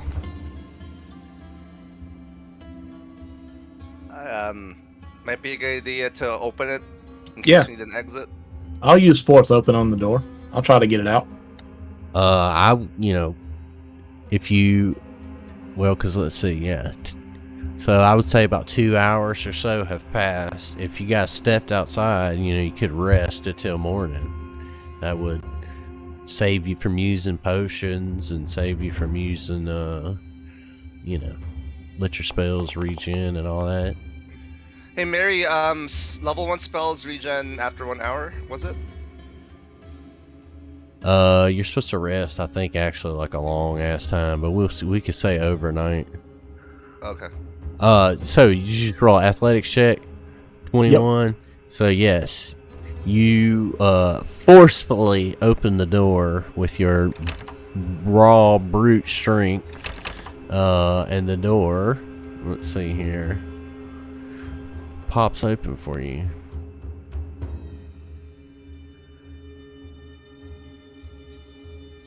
Where's everyone? Yeah, I can't see anybody, and I can't see the doors. What happened? Everything in the dark. I see everything. Well, not everything, but everything I'm supposed to. Oh, Line of so sight is gone. Doors. So it's because it's gotten so late in the day. Yeah, it's the sun has gone out. Are we gonna rest up here overnight or continue? Let me see. That's a little extreme. Darkness level. Let me bring it up some. There you go. Can you see around you now? Always could. Okay, yes, you have dark vision.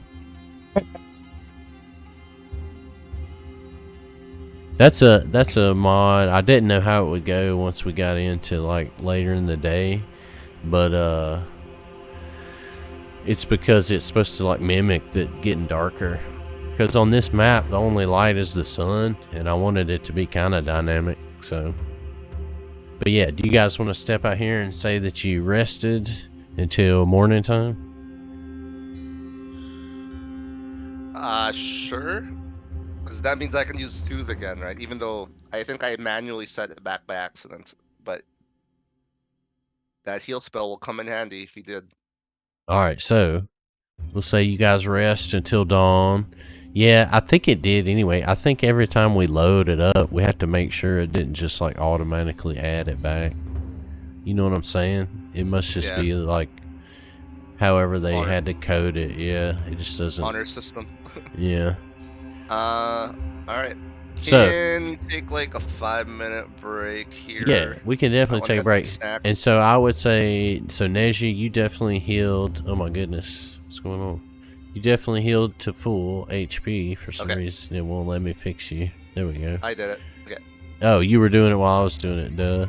Wes definitely healed to full HP. He was only missing 2. Drez wasn't missing any, unlike you scrubs. Where's the rock? Where you at, dwarf? He's standing beside me. Oh, I didn't see you. Neji was on his shoulders again. Alright, you don't heal none, you son of a bitch, because you won't stay sick. Alright, we'll say you heal to, I'll give you 20. Alright, so I got, what time is it? I got 10, 54, 55. You want to say come back top of the hour? How long y'all want to go for? Another hour or so? 30 minutes? I'm good until dawn. Right. I'll probably go another hour. Alright. Yeah, another hour. Yeah, Another hour sounds good then. Take 5, everybody, you know, stretch your leg, get some water and all that. I'm gonna go get some more water too. Be right back. Alright. BRBs.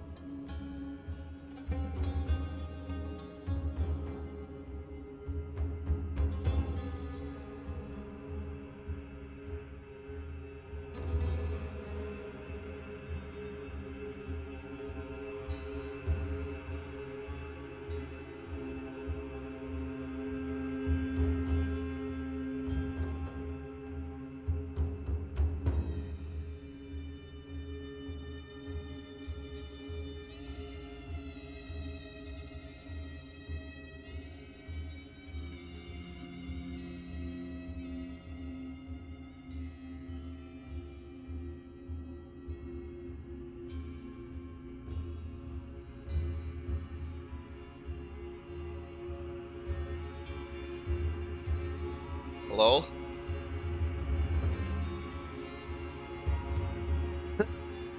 Hello. Is that you coughing? You okay there? Mm.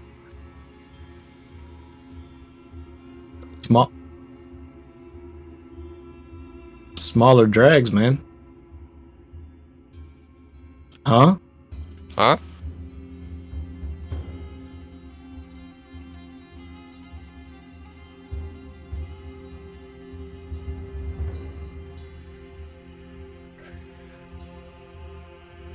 All right, so everybody back. Yep.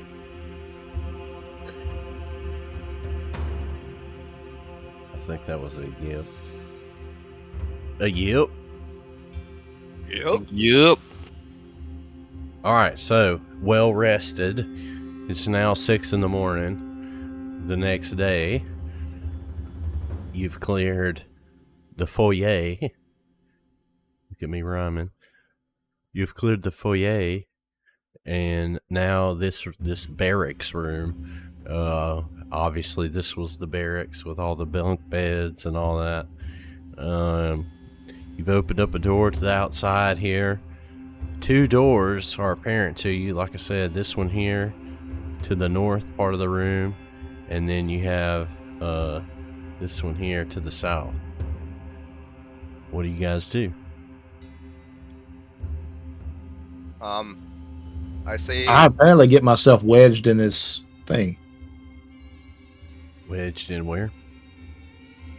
Nice. stupid fat dwarf. What are you trying to eat all of his scraps and such? I say we go to the bottom door. Because I- that's how I like to explore in games. Is go around the edges. I'm down for that. That's how I Carefully explore. push open the south door.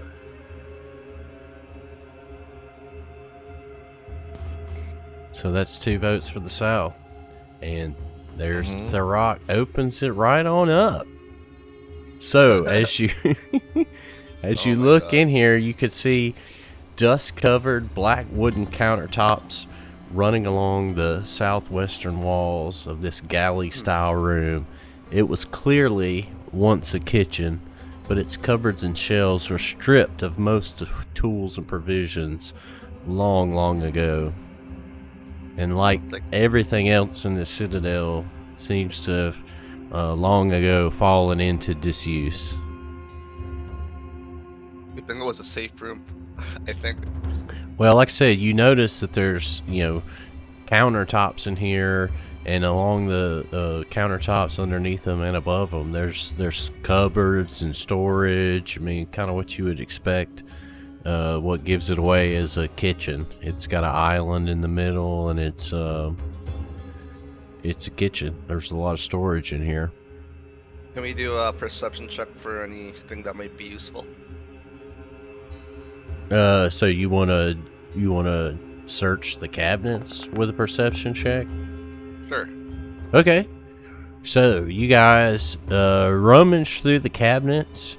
As you would expect, there's a lot of just kind of trash and garbage and stuff here. Everything's rotted that was of use a while ago.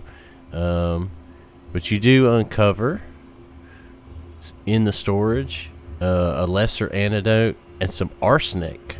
So who wants to reach in and get those things out? Can I give the arsenic to the rat? Wow. I quickly grab Stinkfoot and put him in my backpack. I take the arsenic because I'm not sure that the drunk dwarf who You put is him up? constantly drinking things should have it in his pack. Okay. So as you guys reach into the cabinets, 2 swarms of spiders jump out God and damn it. and engage you. Let's see, do we got everybody? Can, What? Once again, Wes, safe. I didn't even get a turn in. You guys are already getting yourself in trouble. Mary, did you put Stinkfoot away? Did you want to put him away? Yeah, I wanted him Okay. away. Here, let me remove him and put him away. Well, there's no reasoning with spiders. That's all I'm saying. Oh, hold on. I just moved everybody slightly. Trying to grab Stinkfoot. Hold on. Stinkfoot, come here. You need me to move myself? I got him. Alright. Alright. I put him up. Okay. So, as we get underway here, the spider swarms, you know, they got the drop on you, obviously, because they beat all of your initiatives. So, the spider swarm right here closest to Drez, it leaps into action, baby. And it attacks with, what can it do? Okay, so roll me your reflex save, and if it's a 14, if it's a 15 or higher, you don't take any damage, Chesty. His attack is an action.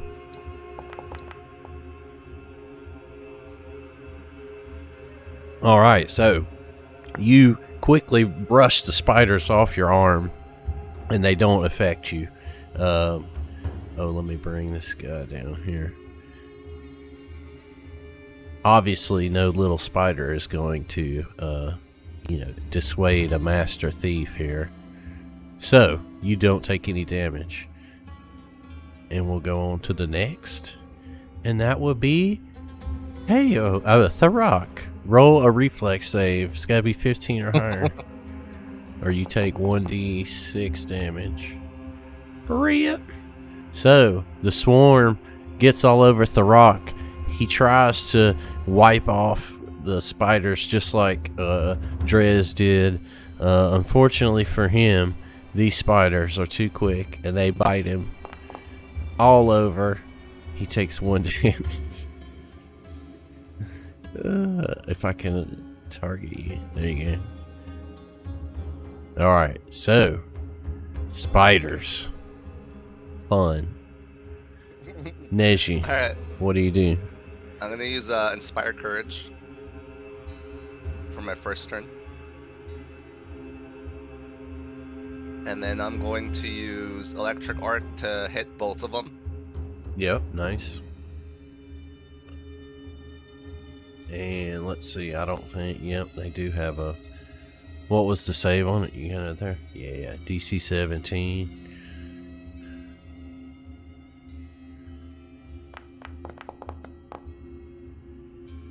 Ooh. So they both failed. So they both Alright, take 1d4 plus your spellcast modifier. Do I have to roll for this, or? Yeah, click the damage part, and they'll both take that much. Yeah, there we go, plus 4. So he takes 6, and he takes 6. So the lightning, as expected, rips through the baby spiders and kills a significant portion of them. But they're still squirming and squeaking and making all those lovely spider noises. You have 1 action, right? Or is that 2 electric discharge? Yeah, that was 2. Okay. So Yeah, I don't have the buff, by the way. The Inspire Courage. should have. There we go. Yeah. All right, Therok. Your action. What do you do? Spite us. Thanks to Neji casting Inspire Courage, I actually have the courage to stick around. And I make an attack against the spiders that are right on top of me. Can we go back to that joke for a second? What? Do what? You have the courage to stick around? Oh, yeah. Scared spiders? Yep, No, 'cause The Rock you're is absolutely terrified of spiders. And the only thing keeping him from sprinting out the door is Neji's there we go. wonderful Thank you. rendition of... I don't know. What are you singing? I don't know. What was Taylor it? Yeah. Swift. I think this time it's Call Me Maybe by Carly Jepsen. Wow. Hey, I just met you. Keep going. Why a Canadian artist?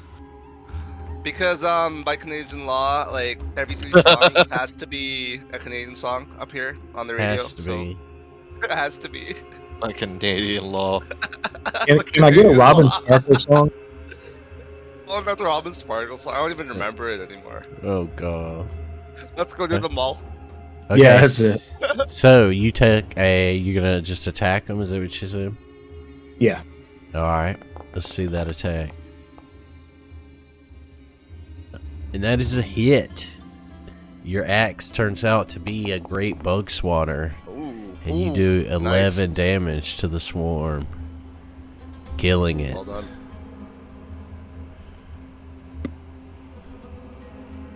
One swarm remains and one action remains.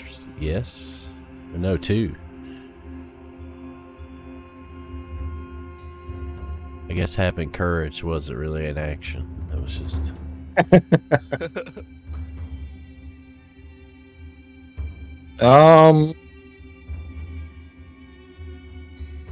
I mean, I don't really have anything other than to attack the other. So I'll take another swing at the others. Okay. So, what's your... I think you need to move first, though, don't you? Because you're a good 5 feet away from them. What's the range Oh, on your... dude. Critical miss.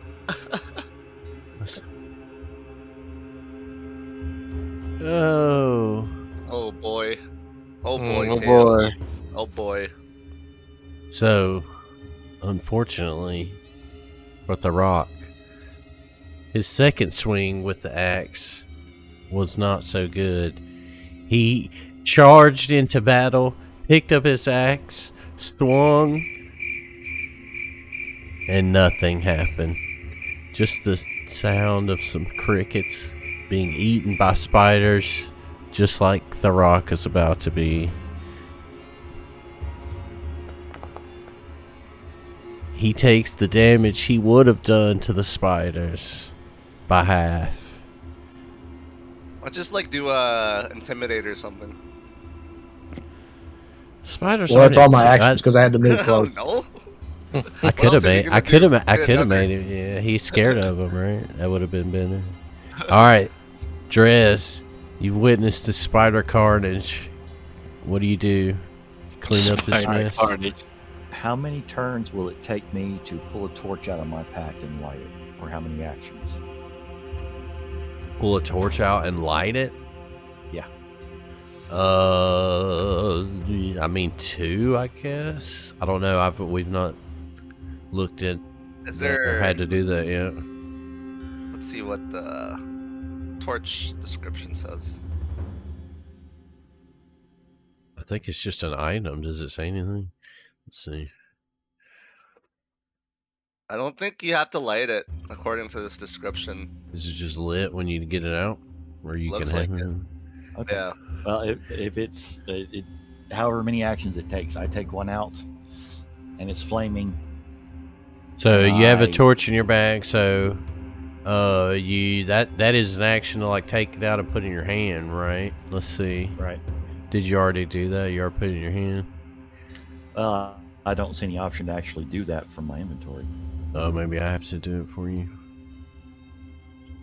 Torch. I don't think you can equip a torch. Yeah, I just put it in your hand. Okay. All I right, mean, I guess so- I can. I don't know. Let's see. Equipment, torch. Yeah, I have a little thing. I don't know if you guys have it or not, where I can like make you wear stuff and all that kind of stuff. And when Yeah. you actually put it in my inventory, So, that box of check marks at the top, I actually get one that I can now check that says torch is lit. Oh, yes, okay. and that gives you light. I see it on you now. Yeah, good. All right. I And don't so have to figure that out.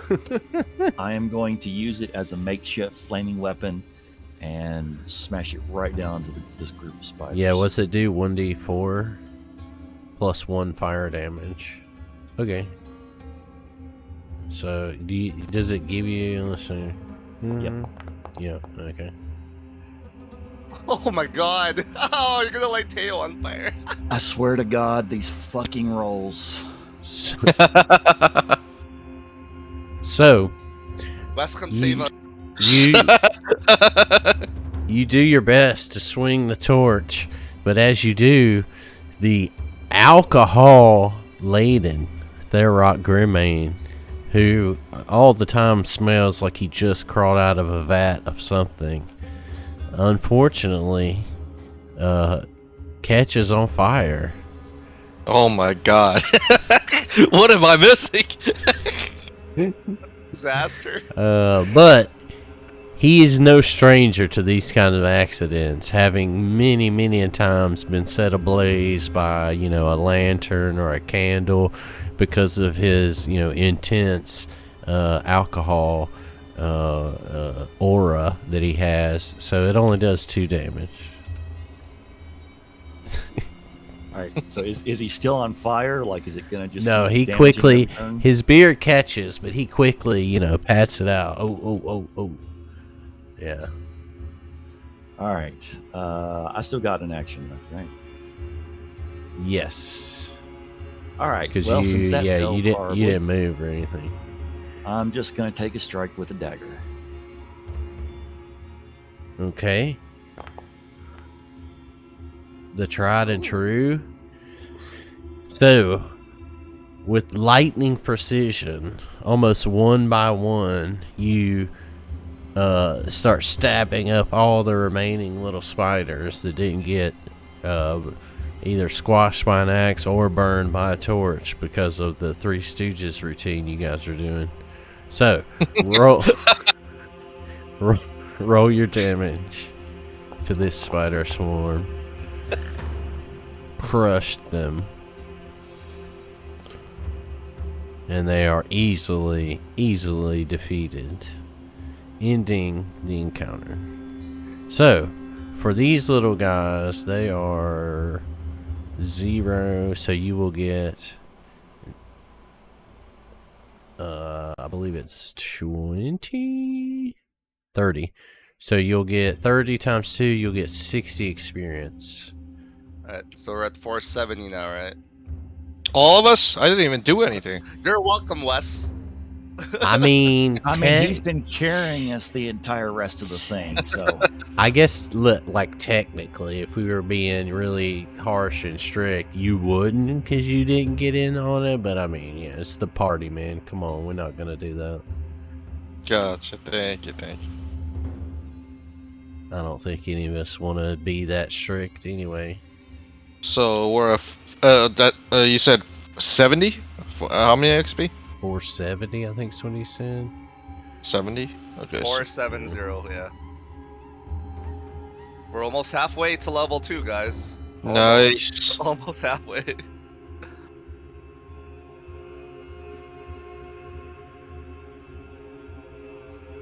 So, into another room. The forgotten kitchen, conveniently located against the barracks.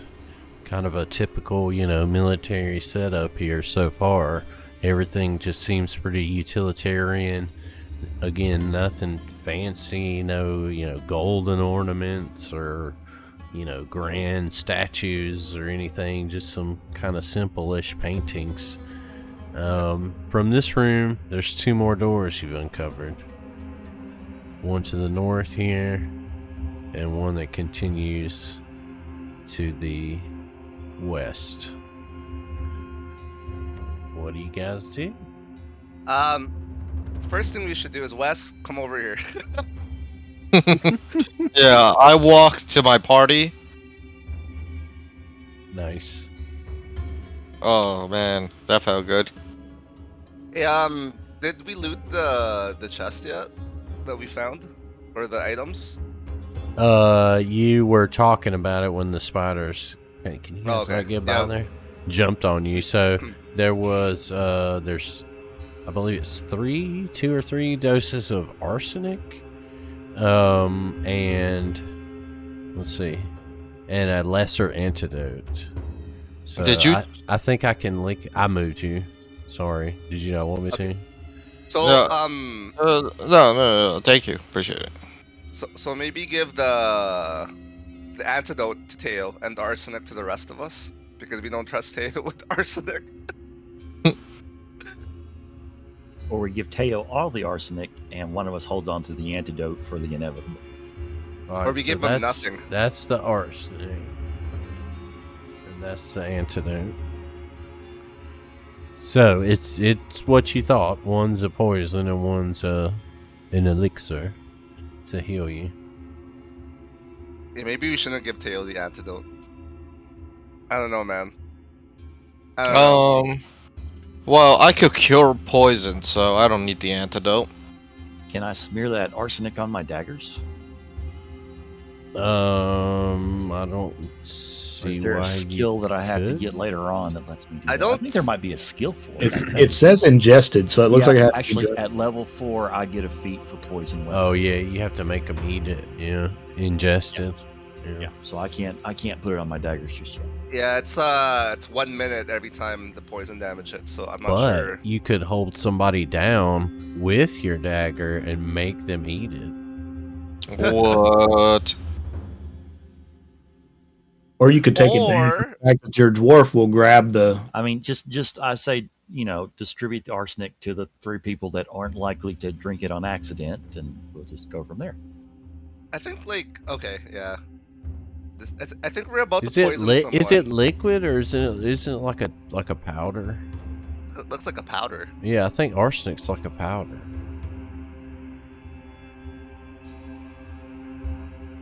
Well, but it says it's a compound of arsenic and other stuff, so it's like it's like a Tide Pod of poison. Tide Pod challenge. Yeah, it's a Tide Pod.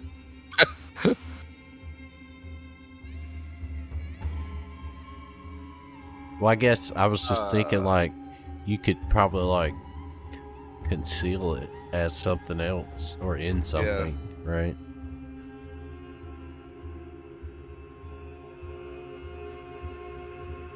Okay. So I guess from a OOC standpoint, I mean your conundrum now is, do you go further or do you go back? Do you check every door? So you were in the previous room and now you've opened one of the ways out of there. Do you go check the other one? Or like Schick said, how in games he always gets the perimeter laid out first and then works his way in. What are you guys thinking? I feel like if we open the north door to this room, it might lead us to where the door from the last room that we didn't take goes anyway. That's a good spatial awareness, I would say. Should we send Stinkfoot to check? Wes, before we continue anything, Wes is on auto follow. All right. Of course. I was, or do you just start opening doors and look in the rooms? I mean, I would say, there you go. Therok just opened the door and looked in. Yeah. What is this like a training area? So, I'm gonna stop you before somebody gets squirrely on me. So I can tell you that to the north, you see rows of long, slender dining tables sitting in skewed rows throughout the room. Broken chairs are scattered throughout the chamber, and the entire room has an air of disuse and disarray. You seem to have found the mess hall, conveniently located next to the kitchen, right? Then, in the room that you've opened to the west, that's a little different. You see a large training chamber that holds rows of moldering, straw-filled dummies, many of them wielding wooden replicas of various martial weapons. So this is clearly some sort of, training room or gym or what have you, preparation room. Alright, now, with that knowledge, how do you proceed? I say we take our torches and light the next room on fire. All those dummies. So they might come to life or something. I'm gonna stay up here. Why don't we do a perception check? Yeah, why don't we do? I'm gonna check for traps in the room to the west. All right, I'll just do a general perception check. Is that such a thing? Yes, it'd be a DC 14 for you guys' level. Anytime you want to do a seek perception. Okay, let me do that. Alright, so you failed that check, so you don't really notice anything other than, I mean, everything's just mundane as it has been. There's nothing, no like auras coming out of the floor or, you know, creatures coming to life, anything like that.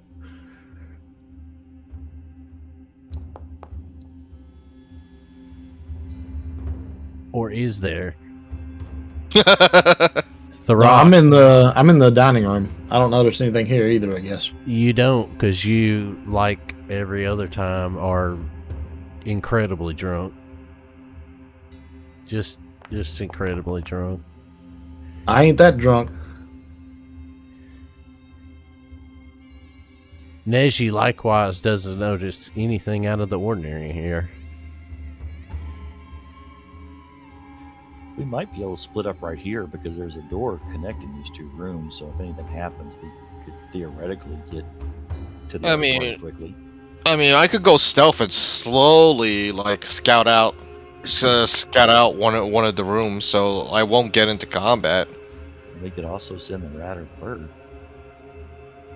Yeah, my bird. I don't know. My bird could be in stealth, or if they notice, that'll bring the bird into combat. But you know, a bird inside an indoor place would, like, you know, attract a lot of attention, I suspect. Well, and I would say, just as a general note, since we're all, you know, newer players, you know, most mobs and creatures have the same kind of vision that y'all do. So it's like 30 feet or so bright vision. So, I mean, in this place, if you walked in a room with something, even if you were stealthing, excuse me, if you were stealthing, like, it would see you, but you would be undetected. Does that make sense? Like, when you're stealth, you're not invisible. All right. What it means is that if you walk in a room and you're stealth, and you know, correct me if I'm wrong, if you guys read something or if somebody's watching this, when you walk in a room and you start a combat encounter and you're stealth, that mob is flat-footed to you, but you move at half speed. And then once you attack, you're not in stealth, the mob's not flat-footed anymore, and then everything's just normal. Does that make sense? Alright. Okay, yeah, that makes sense. So, like, does it also mean I'm quietly opening a door so they will, like, you know, less chance of noticing?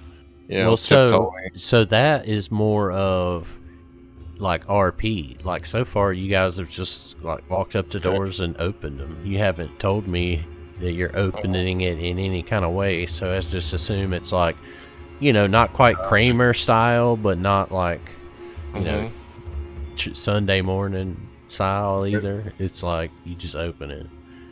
Nobody has Kool-Aid Man through a door yet, except for last time. Yeah, I was gonna say the only way it's gone is Therok has said, like, I fully charged into this room like a crazy person. That's happened. Several times. Should I start tracking? Is there, like, should I look down, see if there's any, like, you know, any incidences of movement? Let's see. I think you have a skill, I think, to track. Yeah, I have a track. Or is it just seek? Let's see.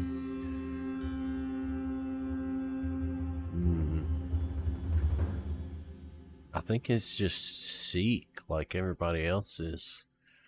So, I mean, you can only really detect, you can't like detect stuff like in rooms that you're not in, I guess. But like, now that the door is open, if you did a check, I mean, you would know if something was in the room. Does that make sense?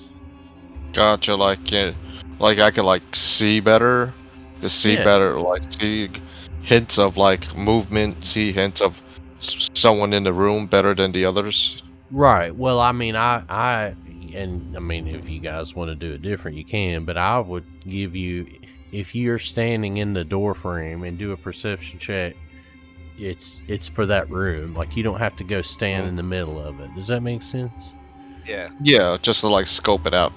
Yeah, and if you pass it, I'll give you like, if you crit it, I'll tell you about the shit that you can't even see at all. Does that make sense? Yeah. Yeah. All right. Yeah. So let's do that. Tessie, are you able to lock doors? So I would tell you to move into one of these door frames, whichever room you want to check. That's a good question. I can pick locks to open them. I don't know if I can reverse that. See, I'm thinking we could use this room to burn people if we need to, and then lock them in. Where the fuck is your head right now? I don't know, man. We could use this room to burn people. What have you guys been doing in that gun campaign, dude? Jesus. We played like one game. You guys using flamethrowers and shit? Steampunk? No, we've actually got an automaton in our party. Someone's playing an automaton, and he's got laser beams. It's pretty cool. Does he do a voice? Laser beams. Does Yeah. he regularly lock people in Yeah, rooms and wait a burn minute. them? Steampunk laser beams? We're getting we're derailing here. Yeah, okay. Anyways, okay. Wesley, we're gonna do an action, right? Yeah, I'm going to do a perception check. So let's into that room. So I'm rolling for that right Okay. now. 8. 15. Okay, so you're successful. So you recall that in your years of ranger training, when you heard tales about citadels of various sects of Hellknights, that one room you were always interested in was the training hall. So you recognize this as a place where the recruits of the Hellknights, the armigers, the ones who are not ready for the full drill of the Order of the Nail, or of their various Hellknight orders, would train.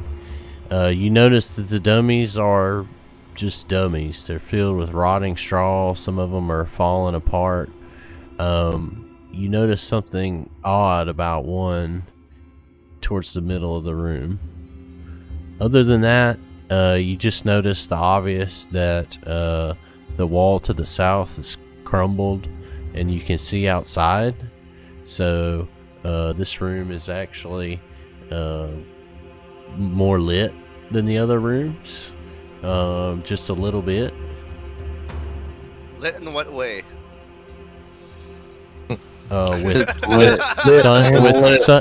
With sunshine. Oh, okay, alright. I was thinking of a different kind of. Jeez, it's not party time in the Citadel. So if you as you move closer to the third one in the middle, that dummy has 20 silver pieces on it. Ching ching, baby, you're rich. You're rich. That sounds like a trap. So since you noticed it, well, you don't want to go pick it up then? You don't trust it? Well, I don't trust it. I will, however, send my bird in to pick it up. Okay. So, See if I can control my bird. well, we'll just, yeah. Can you? Spriggin. You should be able to use WASD on it once you have it. Can you not? Nope. I remember last time. You have the square thing selected in the left side of the screen. Oh, yeah, there you go. There you go. Cool. Alright, so we say that Spriggin retrieves the 20 silver pieces and he brings them back over to you. And as he does, you recall, more of your training about the Order of the Nail, or perhaps you don't. Roll a society check. Let's see how you do that. I think it's one of your skills. Or proficiencies. Yeah, it's a proficiency. So roll a society check.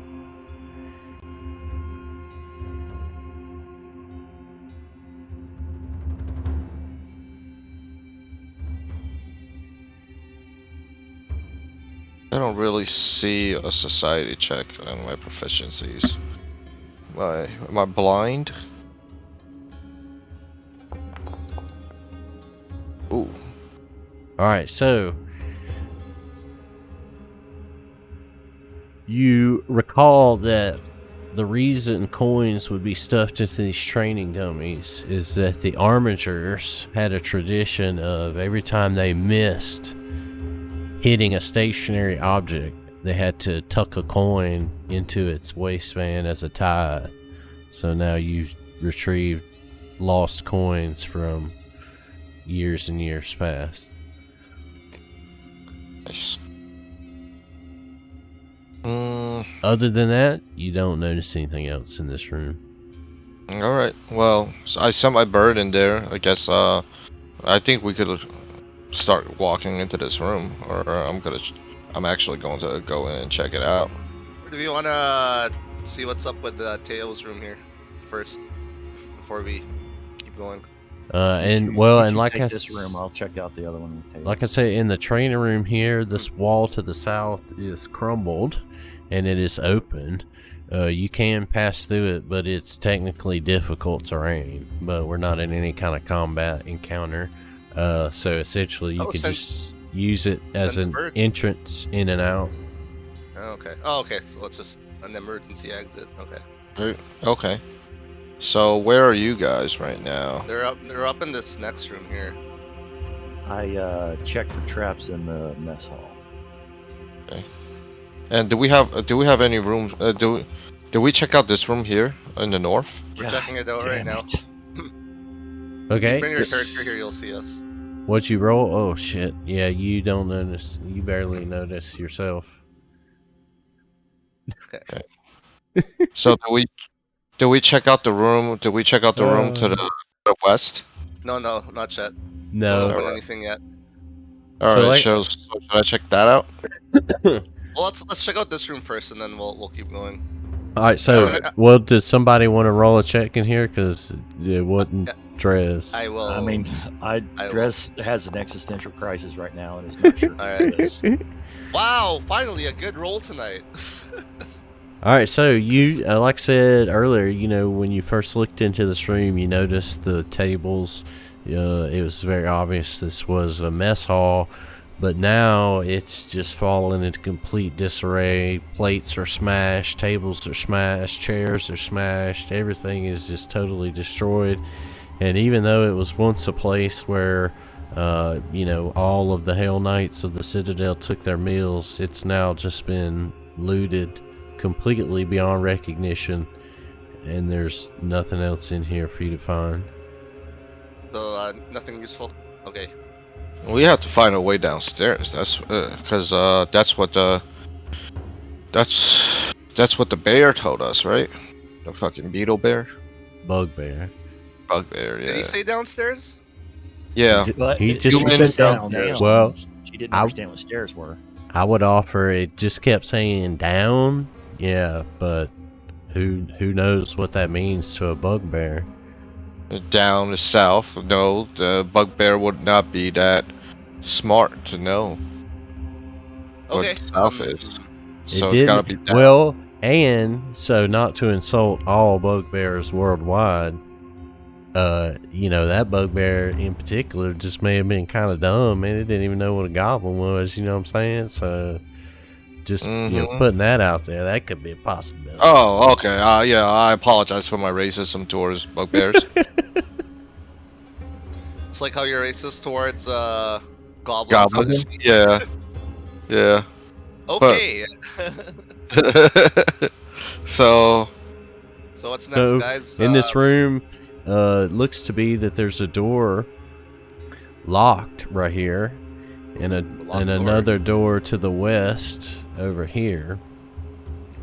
I would like to use my thieves' tools on the locked door to see if I can. Alright, too late. I'm going to do that too. Oh. Ooh. Oh. All right. Well, let's. Let's let the experts handle that. Okay.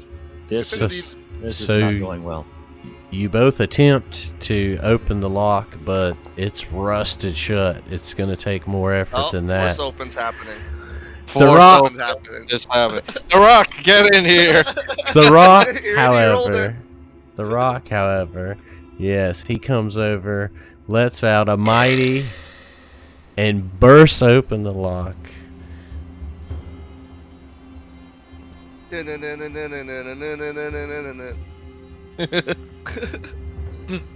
All right, so as you, well, who closed the door? There you go. As you step into this room, let me move my cameraman up in here with you. As you step into this room, you notice that to the north, rows of stadium-style benches, I should say, and stands are kind of on a dais.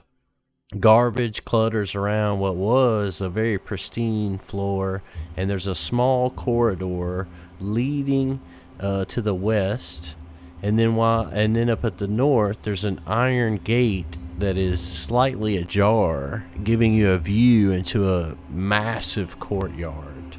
Don't go in there, Tail. However, something is a little different in this room. While all of the citadel has been quiet, this room is not so quiet. There are loud, frightening noises coming from the north, barking growls, the sound of claws scraping stone, and further in the distance, what sounds like goblins and a halfling arguing. Roll a perception check. Oh, I am definitely doing a perception check. Can any of you speak goblin?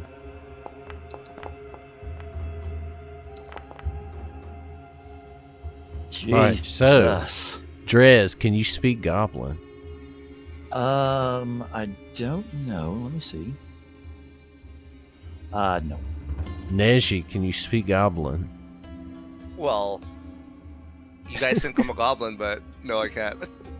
Oh, you're the worst kind of goblin, then. Wes. Can't even speak your own language? Wes. No, Can I you cannot speak goblin.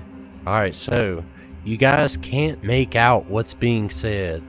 But You're not even gonna ask me? You didn't make the check. It was a DC 10. So, can you speak goblin? No. Well, there you go. You don't understand it, and you're too dumb to hear it. So, you guys can't understand exactly what's being said, but you can tell it's definitely an argument being had between multiple parties, at least a group on one side and a singular voice on the other. The one voice does not sound like a goblin voice, even though it is speaking goblin.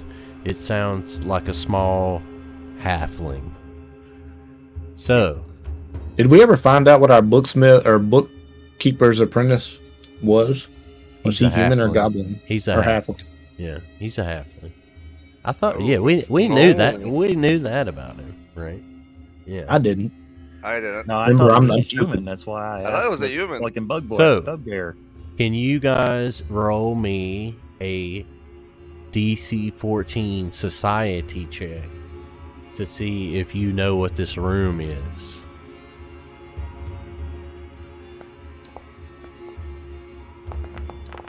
Ooh. Ooh, nice. Alright, so Drez immediately recognizes this room.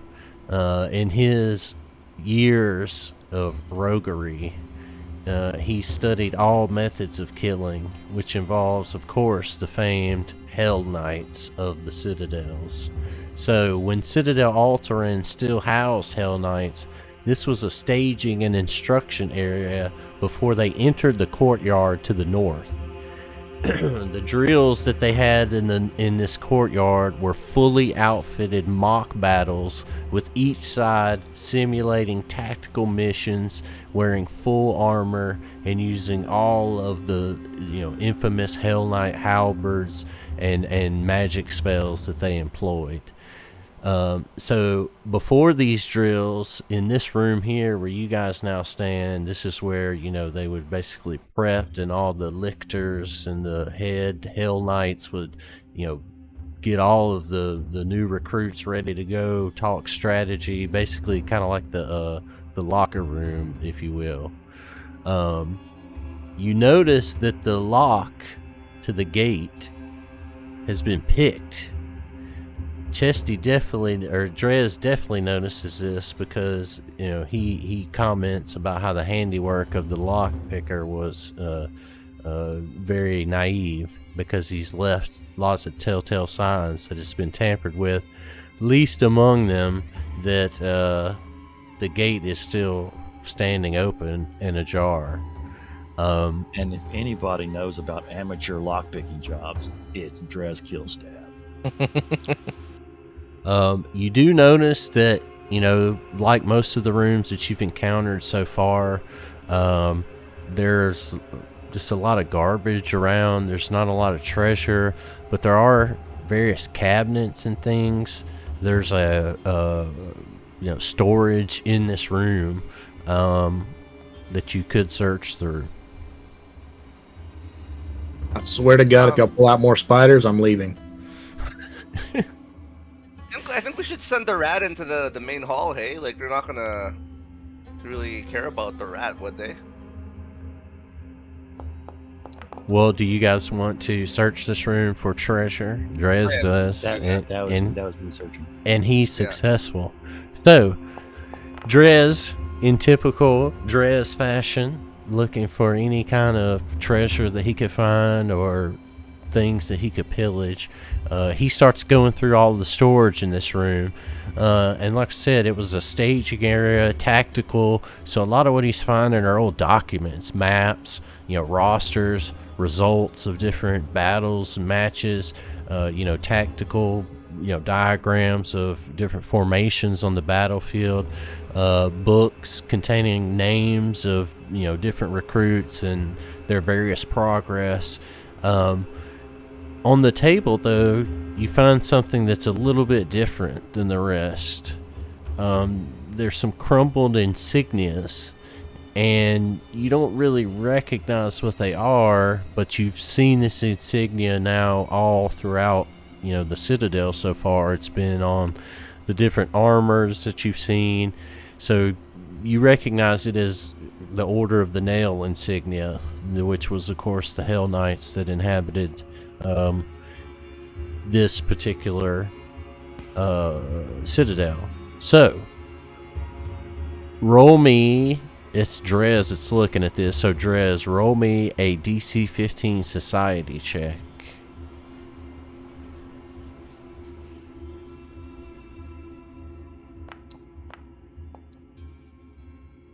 Nice. So, Ooh, good roll. your worldly knowledge as a master thief further informs you that these are no ordinary pieces of cloth. These cloth insignias are valued by the Hell Knights very highly, and while a merchant wouldn't give you but a few copper for any of them, to a Hell Knight, this thing is worth gold, more than gold. It's worth everything. It's like the flag of their order here. So, considering that, you pick them up and you place them in your pocket. Goddamn right I do. Now, the question is, do you share all of what you just learned about the crumbled insignias with the rest of the party? Or do you keep all that information to yourself? Well, you kind of already did. Well, so that's, I guess kind of a TTRPG thing. Yeah, while I, of course, just said it out loud for the purposes of, like, the game, right? If a situation were to come up where they needed to know that information, and you hadn't told them, they might not necessarily know it. Does that make sense? Right. So I'm going to be not a dick, and I'm going to tell them about it. All right, good choice. So you all know all of that I was just saying. All right. So you're in this foyer to the training hall, the drill auditorium. There's growling and barking happening in there amongst the shouts and cries of the goblin and halfling that you can't make out because it's in goblin. You guys aren't in combat at the moment. There are 3 doors all around you. There's a whole northern section of the citadel. There's still citadel over here to the west, right? What do you do? I don't think we should barge in. I think we need to go around. Yeah, I think heading out that big open space is just asking for an ambush. And my rat will get eaten. You said there's barking and growling, right? So they'll probably go after my rat. Do I need to make you guys all roll a reflex or strength check to see if you hold Therok back from running into the courtyard? Because he looks teed up. Next time we're at a merchant shop, remind me to look for one of those little baby harness and leashes for Therok. I have some rope. I'm a 285-pound big boy. You're gonna need a lot of harness. We're all going to hold an end of the rope. We all have rope, right? Well, and to your guys' point earlier about locking doors, I mean, you could force this gate back closed so that if there was something in there, maybe it doesn't come after you. I think that's a good idea. So let's let our thieves slowly close the door silently. I'm going to slowly close the door, and can I roll a lockpick check to see if I'm able to relock it? No, because it's mangled. Yeah, it's mangled. Gotcha. We we just kind of gently and slowly shut the door. Yep. All right, so you force the door back closed, and it doesn't lock, but it's a big, heavy iron gate. That's why you can still see through it. So, for now, it's closed. Alright. Alright, so I'm going to carefully open this door that I'm standing in front of. Okay. Like, You notice that, just like before when you guys entered the citadel, this seems to be a continuation of the hallway that goes around the center.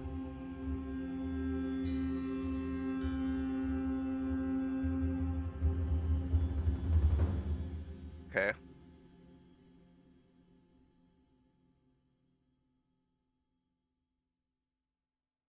I got a quick question. Yep. Is there an elevation difference from where we are now down to this central area? You said it was a dais, but what type of elevation change? It's several feet. The wall, I believe, from the courtyard up is 10 feet.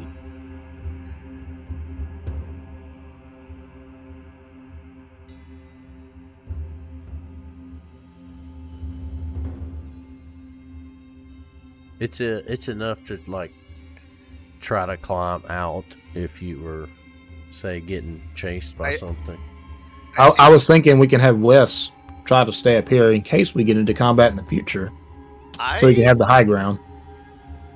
I don't know if there an advantage for something like that. Probably. If you stand right here, you can see something called a Grualodon. But don't open the door. I say where? To the left. Oh. So as you're peering into the courtyard, you seem to have found what's making the growling noises and the stone scraping. Okay. This creature does not seem to notice you at all, though. He's fully concentrated on all of the goblins that are. I want to recall. All knowledge. Knowledge, nature. Nice. Okay, yeah, that was a great roll. So, Wes, excuse me, Wes stares at the Growlodon, a slithery, scaly creature that even all of you with no training can tell that this thing is completely out of place. It looks kind of like a crocodile crossed with a dragon. It's obviously trying to stay in this small part of the citadel where water has seeped in and created a little pool for it. You can tell that kind of like an alligator, this thing is about 16 feet long. He's about 1,500 pounds. And Wes knows this just from his like ranger training, his what do you call that? Animal husbandry. But you also notice that this thing is, like I said, completely out of place. It doesn't belong here. You actually, as a ranger, recognize that this is from a tropical part of the world, and you can't really understand like why it would be here. I mean, even with all of your knowledge of creatures and beasts in the world and all that, it just makes absolutely no sense that this creature would be here, leading you to believe someone put this creature. This is some kind of pet or strange, training exercise routine that someone had at some point. Maybe even the Bumblebrashers themselves, Calmont, who knows. All you know is, again, this is not a natural creature, this Growlodon. Beyond that, it's vicious. So if you get near it and start attacking it, it's definitely going to be provoked. It's not going to have a friendly attitude towards you. But right now, it looks like it is 100% focused on the goblins arguing. You can't see them in the courtyard, though. So where they're at is still unclear to you. Is the Growlodon chained up? Did you mention that? Or no? He's not. He's sitting in that pool of water. He's living the best life he can. He's tame too. He's trained. Well, and again, your training lets you know that Growlodons, kind of like the crocodiles that they look like, they're really territorial. So they don't tolerate other predators, anything like that. So you can be pretty confident there's nothing else in here bigger than the Growlodon, because if it was, he probably would have taken care of that. All right, and let's I slowly back away from the door. Fuck that. Yeah. I was thinking maybe I could train it, but if it's already trained by somebody else because it's just chilling there, I don't think it's gonna be worth sneaking up to it. You guys do notice, though, just all of you notice that he's looking and growling, and the scraping that you hear is because he seems to be looking up. So wherever the goblins are, it's not directly in front of him. Maybe we should try heading down this hallway to the east and maybe swinging north and seeing if we can approach this courtyard from the other side.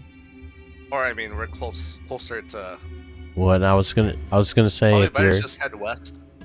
If you're super attentive or just looking, you can tell that there are also like dropped items in the courtyard. So it seems like maybe the goblins made a quick exit from here.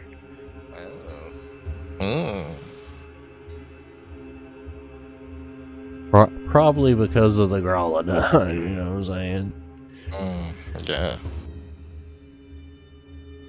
Okay. So we should go. We should scout around this room, right? Well, I was gonna say I do notice the time here, and that another hour has passed. So I don't want to keep anybody. I know everybody's mostly said whatever, but Teo, how are you looking? I should probably get off of here. Yeah, I'm pretty tired. I didn't get much sleep yesterday, so it's probably All a good right. place to call. So I think that's what I was thinking too. So here in the drill auditorium is where we will pause it for this session. And yeah, GG guys. GG. I think it's moving along a little smoother now. We're getting everything rocking and rolling. Yeah. Awesome. Awesome. So no sessions next week, right? What's happening? What's going on? You gone? I'm Somebody's gone. going. I'm gone. You on where? You going on vacation? You said to where? Yeah, Vancouver. Nice. You gonna hook up with Mormor and shit or what? I don't know.